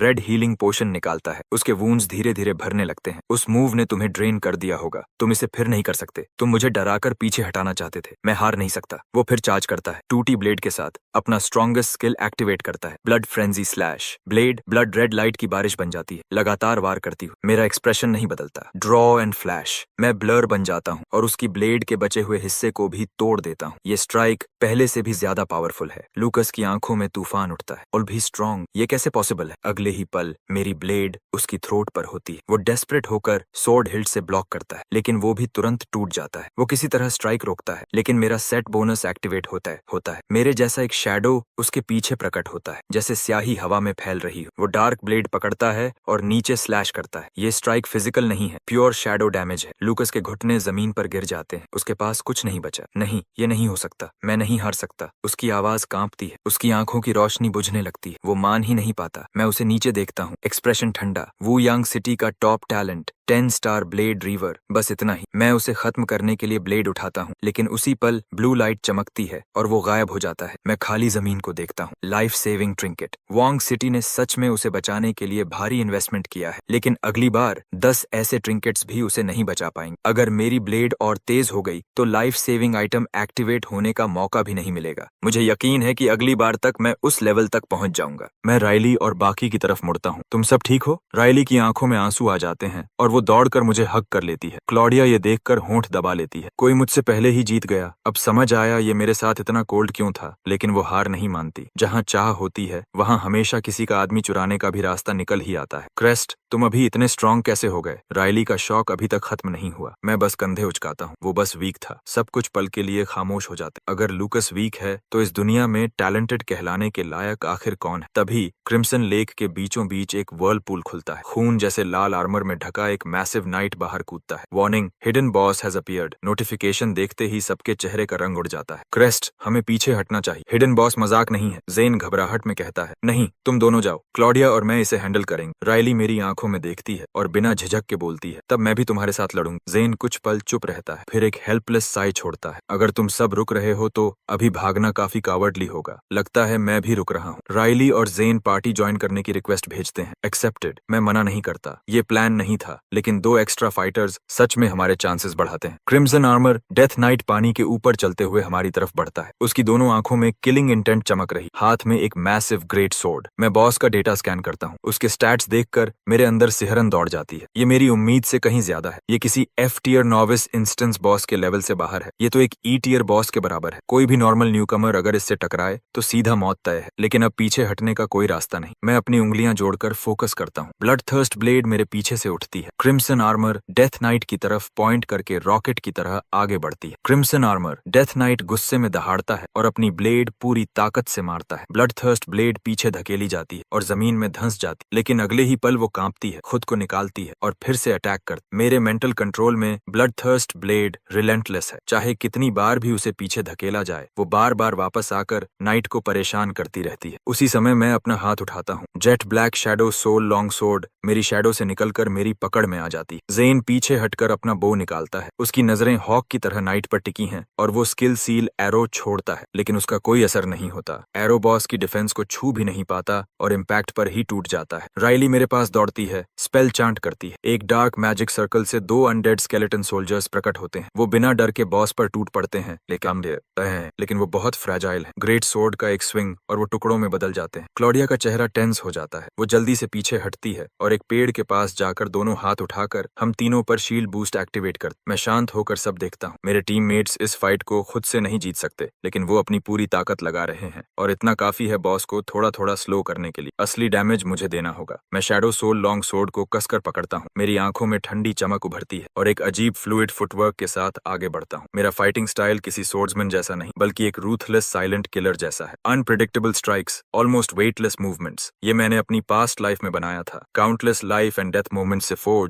ये कोई स्किल नहीं, प्योर बैटल एक्सपीरियंस है। Intruder, leave the blood lake, get out. Crimson armour death night दहाड़ता है और अपनी ग्रेट सोर्ड घुमाता है। मैं उसे पूरी तरह इग्नोर करता हूँ। Thunder rush sword art activate करता हूँ, क्योंकि उसे ब्लेड पर ब्रिलियंट ब्लू लाइटनिंग फैल जाती है। मैं सीधा आगे बढ़कर थ्रस्ट करता हूँ। फोर्स से फोर्स टकराता है। वो मैसिव ग्रेट सोर्ड एक छोटी सी ब्लेड के सामने रुक जाती, 1 इंच भी आगे नहीं बढ़ पाती। उसी समय ब्लड थर्स्ट ब्लेड को कंट्रोल करके नाइट के साइड पर अटैक करवाता हूँ। क्रिम्सन आर्मर डेथ नाइट गुर्राता है और उसे हैंडल करने के लिए पीछे हटता है। मैं उसे कोई मौका नहीं देता। लगातार प्रेशर डालता हूँ। शैडो सोल लॉन्ग सोर्ड लगातार स्लैश करती है, जबकि ब्लड थर्स्ट ब्लेड ऊपर से सपोर्ट देती है। हमला तूफान की तरह बरसता है। Shadow soul long sword shadow damage देती है, जिसे बॉस की डिफेंस रोक नहीं पाती। ब्लेड गोस्ट की तरह अंदर घुसती है और सीधे उसके शैडो में डैमेज करती है। क्रिम्सन आर्मर डेथ नाइट पीछे हटने लगता है, स्टेप बाय स्टेप। हमारे पास मौका है। राइली की आंखें चमक उठती हैं। वो एक और स्केलेटन समन करती है और उसे बॉस के पीछे से अटैक करने भेजती है। जेन की आंखें किलिंग इंटेंट से तेज हो जाती हैं। वो बो खींचता है, स्किल सील एरो एक्टिवेट करता है। एक मैसिव मर्क्यूरी जैसी प्रोजेक्टाइल निकलती है और सीधा बॉस की आंख में घुस जाती है। बॉस के स्किल्स पूरी तरह सील हो जाते हैं, कुछ समय के लिए लॉक हो जाते हैं। राइली का स्केलेटन पीछे से मौका पकड़ता है, अपनी एंशिएंट ब्लेड से लगातार वार करता है। हर हिट बॉस के भारी शरीर को हिला देता है। बॉस गुस्से में घूमता है और स्केलेटन को तोड़ देता है, लेकिन तब तक उसकी ताकत कम हो चुकी होती है। क्रिम्सन आर्मर डेथ नाइट दर्द से चिल्लाता है और पीछे लड़खड़ाता है। हाँ, ऐसे ही चलते रहो तो हम जीत सकते हैं। जेन की आंखें चमक उठती हैं। वो लगातार एरोस चलाता रहता है, एक के बाद एक बॉस की तरफ जाते हुए। लेकिन मैं उतना ऑप्टिमिस्टिक नहीं हूँ। मेरे दिमाग में एक शैडो बनी रहती है। इस बॉस के पास अब्सर्ड अमाउंट का एचपी है। मैं बस सरफेस को ही स्क्रैच कर रहा हूँ। अभी तक हमने मुश्किल से 10% ही कम किया है। जेन का स्केल सील एरो काम कर रहा है, लेकिन उसे चेन नहीं किया जा सकता। जैसे ही उसका इफेक्ट खत्म होगा, बॉस बुरी तरह फ्यूरियस हो जाएगा, और वैसा ही होता है। सील टूटता है और क्रिम्सन आर्मर डेथ नाइट गुस्से से कांप उठता है। वो अपनी ग्रेट सोर्ड घुमाता है और एक स्किल एक्टिवेट करता है। ब्लेड से एक डेवास्टेटिंग शॉक वेव निकलती है। वो फोर्स मुझे जमीन से उड़ा देती है और मैं हवा में जा गिरता हूँ। मेरे नीचे की जमीन फट जाती है, जड़ से उखड़ जाती। मैं हवा में खुद को संभालता हूँ, जोर से लैंड करता हूँ, फिर तुरंत फोकस करके thunder rush sword art activate करता हूँ। मैं वापस चार्ज करता हूँ और अपनी पूरी ताकत से अटैक करता हूँ। मेरी सोर्ड वर्क अपनी लिमिट तक फ्लूइड हो जाती है। सेट बोनस बार बार ट्रिगर होता है। Jet black shadow unexpected strikes के साथ वार करता है। जितना तेजी से मैं स्विंग करता हूँ, उतना ही शैडो स्ट्राइक ट्रिगर होने का चांस बढ़ता है। मुझे लगातार अटैक करना होगा। ऑफेंस ही यहाँ मेरी डिफेंस है, और तेज और ब्रूटल, जैसे हवा और बिजली एक साथ मिल गई हूँ। तभी उसी फ्लो में कुछ क्लिक करता है। मेरे दिमाग में एक नई सोर्ड टेक्निक बनती है। New skill unlocked. Rain storm, blade storm, silver mid grade. Blade force बारिश की तरह बरसने लगती है। कम समय में काउंटलेस स्ट्राइक्स लॉन्च होते हैं। शीयर स्पीड से जीतने वाली टेक्निक। मेरा असॉल्ट और इंटेंस हो जाता है। शैडो ड्यूलिस्ट सेट इफेक्ट तेजी से ट्रिगर होते हैं और बॉस का एचपी आखिर तेजी से गिरने लगता है। कुछ ही मिनटों में वो 60% से नीचे आ जाता है। तभी क्रिम्सन आर्मर डेथ नाइट जोर से दहाड़ता है। एक मैसिव शॉक वेव फैलती है और मुझे पीछे उड़ा देती है। उसकी आंखें चमकती हैं, चेहरा रेज और ब्लड लस्ट से विकृत हो जाता है और उसकी स्पीड और स्ट्रेंथ दोनों क्लियरली बढ़ जाती हैं। मैं पीछे फेंका जाता हूँ, खून खांसते हुए। फेज 2 ऑलरेडी, लेकिन मेरे होंठों पर एक वाइल्ड स्माइल आ जाती है। फेज 2 एक्चुअली गुड न्यूज है। इसका मतलब बॉस सच में एनरेज्ड हो चुका है। Crimson armoured death night बजर्क fury में चार्ज करता है और अपना सबसे खतरनाक स्किल एक्टिवेट करता है, अर्थ ब्रेकर क्लीव पतित। उसकी wide blood red great sword उसके सिर के ऊपर उठती है। ब्लेड लाल रोशनी से जल रही होती है। उसकी पावर साफ दिखाई दे रही है। मैं फोकस करता हूँ और ब्लड थर्स्ट ब्लेड को इंटरसेप्ट करने भेजता हूँ, लेकिन कांटेक्ट होते ही वो दूर उछाल दी जाती है। अटैक एक ब्लड रेड बीम बनकर सीधा मेरी तरफ आता है। मैं आगे बढ़ता हूँ, उसे हेड ऑन लेने के लिए, ड्रॉ फ्लैश यूज करने की तैयारी में। जब वो अर्थ ब्रेकर क्लीव एग्जीक्यूट करता है, उसके आर्मर के जॉइंट्स खुल जाते हैं और अंदर का फ्लैश दिखने लगता है। मुझे उसी गैप पर हिट करना होगा और पूरी ताकत से। मेरा शरीर हवा में एक स्ट्रीक ऑफ लाइट बन जाता है। Draw and flash, full power, और सीधा उसके आर्मर प्लेट्स के बीच वाले गैप पर लगता है। बॉस का एचपी एक ही पल में आधे से ज्यादा गिर जाता है और मुझे 0 डैमेज मिलता है, क्योंकि उसी मोमेंट में फैंटम स्टेप एक्टिवेट करके उसकी ब्लेड के आर पार निकल जाता हूँ। क्रिम्सन आर्मर डेथ नाइट गुस्से से कांप उठता है। उसके हाथ की ग्रेट सोर्ड ट्रांसफॉर्म होकर एक मैसिव हैमर बन जाती है और वो अपना फाइनल असॉल्ट लॉन्च करता है। उसके पीछे क्रिम्सन लेक का पानी उठता है और ब्लेड शेप्स में कंडेंस होकर उसके हैमर के साथ घूमने लगता है। ये बॉस का स्ट्रॉन्गेस्ट स्किल है, roaring waters.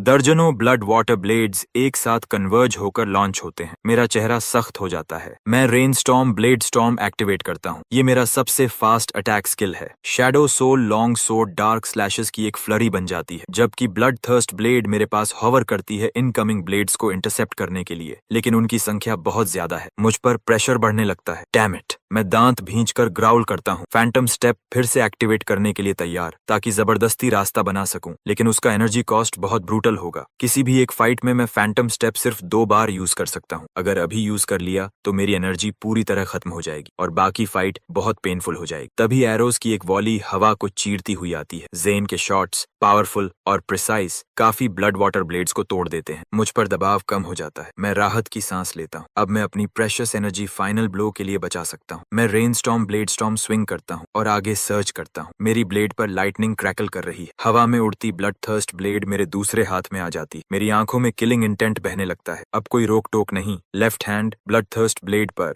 Thunder rush sword art activate. Right hand shadow soul long sword पर draw and flash activate. 2 silver mid grade sword arts एक साथ एक्टिवेट होते हैं। एक डेफनिंग सोर्ड क्राई पूरे एरिया में गूंज उठती है। मेरा शरीर ब्रिलियंट लाइटनिंग की एक स्ट्रीक बन जाता है। ब्लेड लाइट फ्लैश करती है और दोनों सोर्ड सीधे क्रिम्सन आर्मर डेथ नाइट के स्कल पर गिरती हैं। वो दोनों घुटनों पर गिर जाता है। उसकी आंखों की रोशनी बुझ जाती है। डार्क येलो ब्लड बहता है और पीछे क्रिम्सन लेक में मिल जाता है। अगले ही पल हर प्लेयर के दिमाग में एक आवाज गूंजती है, announcement, hidden boss defeated, a sword sovereign player has slain the hidden boss. Instant settlement begins. Congratulations to all players. Prepare to return home victorious. पूरे इंस्टेंस में हलचल मच जाती है, जैसे कोई बॉम्ब फट गया हो। No, impossible. How? Hidden boss क्या होता है? हमने तो अभी तक नॉर्मल बॉस भी नहीं ढूंढा और किसी ने हिडन बॉस मार दिया। क्या फर्स्ट किल भी सोर्ड सॉवरेन ने ही लिया था? ये सेम पर्सन नहीं हो सकता। जरूर सिस्टम हैक कर रहा है। हम अभी तक लेवलिंग ग्राइंड भी पूरा नहीं कर पाए। इंस्टेंस को शुरू हुए सिर्फ 10 आवर्स हुए हैं। ये तो हद से ज्यादा एब्सर्ड है। ये आदमी है कौन? हर प्लेयर में शॉक की लहर दौड़ जाती है। इंस्टेंस के एक कोने में गोल्ड आर्मर पहने एक आदमी long handled purple crystal hammer पकड़े खड़ा है, चेहरा गुस्से से भरा हुआ। ये डैनियल है। वो टॉप न्यूकमर्स की एलीट स्क्वाड लीड करता है, जो उसके फैमिली के अरेंज्ड बॉडीगार्ड्स हैं। खुद डैनियल पूरी तरह गोल्ड टियर गियर में है। वो बॉस को ढूंढ रहा था ताकि एक ही बार में किल लेकर फर्स्ट प्लेस सिक्योर कर सके। उसने रास्ते में हार्डली किसी मॉन्स्टर को छुआ, लेकिन उसे नॉर्मल बॉस भी नहीं मिला और अब किसी ने हिडन बॉस भी खत्म कर दिया। उसकी पूरी स्ट्रेटजी बर्बाद हो चुकी है। उसका प्लान पूरी तरह खत्म हो गया है। गुस्सा उस पर हावी हो जाता है। डैम इट, कैसे? कौन? उसकी आवाज कांपती है और एक और चीज उसे अंदर से खा रही। वो कल रात से एग्नेस से कांटेक्ट नहीं कर पाया। उसके साथ क्या हुआ? उधर मेरे दिमाग में सेटलमेंट नोटिफिकेशंस आने लगते हैं। Slain hidden boss, crimson armour death night, all party members gain 6292 XP each. मैं सीधे 2 लेवल्स जंप करके सोडान पर पहुंच जाता हूँ। क्लॉडिया 13 पर पहुंचती है। ज़ेन 12 तक, ऑलमोस्ट 13। राइली 7 से से सीधे 10 तक पहुंच जाती, एक साथ 3 लेवल्स। अगर उसकी क्लास एडवांसमेंट क्वेस्ट उसे लिमिट नहीं करती तो वो और आगे जा सकती थी। राइली और जेन दोनों थोड़ा स्टन्ड हैं। हमने सच में कर दिखाया, लेकिन इतना एक्सपी क्यों मिला? एक 4 पर्सन स्क्वाड को बॉस मारने पर इतना एक्सपी नहीं मिलना चाहिए। क्लॉडिया हल्की मुस्कान के साथ पास आती है। ये मेरी स्किल है, सोल रेजोनेंस। ये पार्टी के सभी एक्सपीरियंस गेन्स को डबल कर देती है। मैं कामली बॉस की बॉडी के पास जाता हूँ। ड्रॉप्स काफी हैवी हैं। Falling tomb blade skill scroll platinum lower grade, soul auxiliary necklace platinum lower grade, blood field legion summon skill scroll gold high grade, soul binding decay bow platinum lower grade, $40,000 coins. लगभग सब कुछ platinum tier है।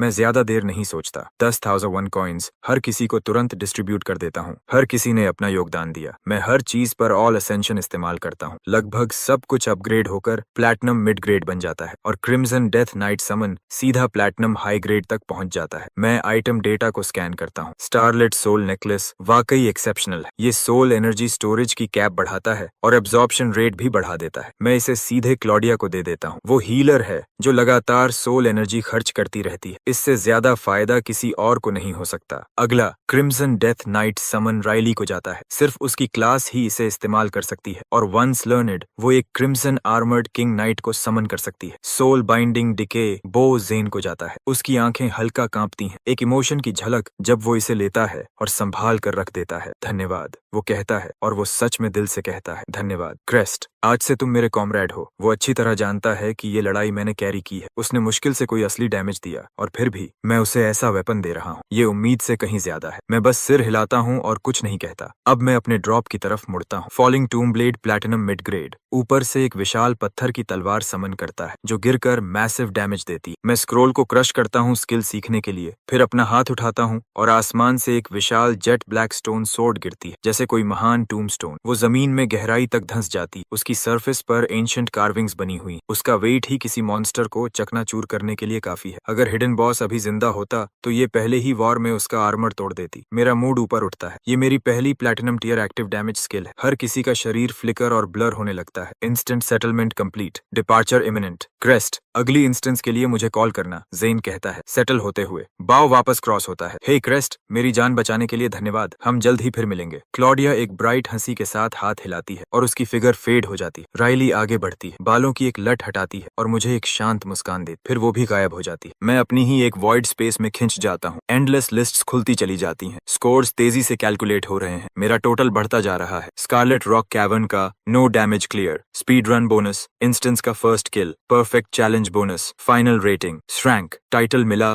Rising overlord, effect all stats +15, all skill proficiency +10%। Ranking settle हो रही है। मेरे सामने एक लीडर बोर्ड मटेरियलाइज होता है। Novice instance number 144, 10th place berserker Kodi level 7, 9th place cultivator Reji level 8, 8th place. Top 10 को बोनस रिवॉर्ड्स मिलते हैं। फर्स्ट प्लेस रिवॉर्ड्स सबसे ज्यादा जेनरस होते हैं। मेरा एक्सप्रेशन शांत है। मुझे पहले से रिजल्ट पता है। फर्स्ट प्लेस मेरा है। एक नॉविस इंस्टेंस में लेवल 16 तक पहुंचना, ऐसा कुछ जो पहले कभी नहीं हुआ और शायद दोबारा कभी नहीं होगा। उधर फर्स्ट हाई में हर फैकल्टी मेंबर लीडर बोर्ड से चिपका हुआ है। क्या हो रहा है? ये नॉविस इंस्टेंस इतनी जल्दी खत्म हो गया। मुश्किल से एक दिन भी नहीं हुआ। जरूर कुछ गड़बड़ हुई है। बड़े वर्चुअल स्क्रीन्स कमरे में तैर रहे हैं जिनमें आसपास के शहरों के हर स्कूल की फैकल्टी दिखाई दे रही है। हर साल नॉविस इंस्टेंस एक तरह का टूर्नामेंट होता है। पूरे रीजन के एजुकेटर्स इकट्ठा होते हैं रिजल्ट्स देखने और कंपेयर करने के लिए। एक स्क्रीन से ठंडी हंसी आती है। इतना शॉक्ड होने की जरूरत नहीं है फर्स्ट हाई। ये इंस्टेंस इतनी जल्दी खत्म हुआ है, इसका पूरा क्रेडिट हमारे वांग थर्ड हाई के जीनियस को जाता है। लूकस, मैं सजेस्ट करता हूँ कि आप सब इस साल के रिसोर्सेज का पूरा फायदा उठा लें क्योंकि अगले साल आपके सेलेस्टियल टावर स्लॉट्स अनिश्चित लग रहे हैं। बोलने वाला है प्रिंसिपल हार्डन, वांग थर्ड हाई का। फर्स्ट हाई की फैकल्टी गुस्से से भर उठती है लेकिन किसी के पास जवाब नहीं है। वो इसे झुठला नहीं सकते। लूकस असली ताकत है लेकिन ग्रेसन शांत बना रहता है। जो भी हो, वो कमजोर नहीं दिख सकता। प्रिंसिपल हार्डन, अभी कुछ भी तय नहीं हुआ है। इतनी जल्दी बोलने की जरूरत नहीं है। इस साल का फील्ड असाधारण है, हाल के किसी भी साल से ज्यादा मजबूत, इसलिए फास्टर क्लियर होना स्वाभाविक है। लेकिन रिजल्ट्स फाइनल होने से पहले ही पूरा क्रेडिट अपने स्टूडेंट को दे देना, ये थोड़ी बेचैनी नहीं दिखाता? ग्रेसन की आंखें सिकुड़ती हैं। हर शब्द एक ब्लेड जैसा। जो कहना है कहो principal. Principal Grayson. First place Wu Yang third high का ही होगा और ये फाइनल है। और ये सिर्फ लूकस नहीं है, हमारे पास 2 9 स्टार टैलेंट अवेकनर्स हैं और कई 8 स्टार वाले भी। ये कॉन्फिडेंस बेवजह नहीं है। जेंटलमैन बस कीजिए, एक बुजुर्ग प्रोफेसर बीच में बोलता है। स्ट्रॉन्ग टैलेंट पूरी ह्यूमैनिटी के लिए ब्लेसिंग है, इस पर बहस करने की जरूरत नहीं। बोर्ड देखते हैं। ग्रेसन सिर हिलाता है और लीडर बोर्ड की तरफ मुड़ता है, ऊपर से शांत, अंदर से हल्की बेचैनी। इस साल फर्स्ट हाई को टॉप 3 में कम से कम एक स्टूडेंट चाहिए, यही उनके भविष्य के लिए जरूरी है। कप 3 वो पहले ही चुपचाप इसके लिए प्रार्थना करने लगा है और मेरा नाम अभी तक लीडर बोर्ड पर आया ही नहीं है। इसलिए ग्रेसन मान चुका है कि या तो मैं इंस्टेंस में मर गया हूँ या डर के मारे छिपा हुआ हूँ। दोनों ही हालत में इसका मतलब है कि इस स्टूडेंट का कोई फ्यूचर नहीं है, उसने मुझे पूरी तरह नजरअंदाज कर दिया है।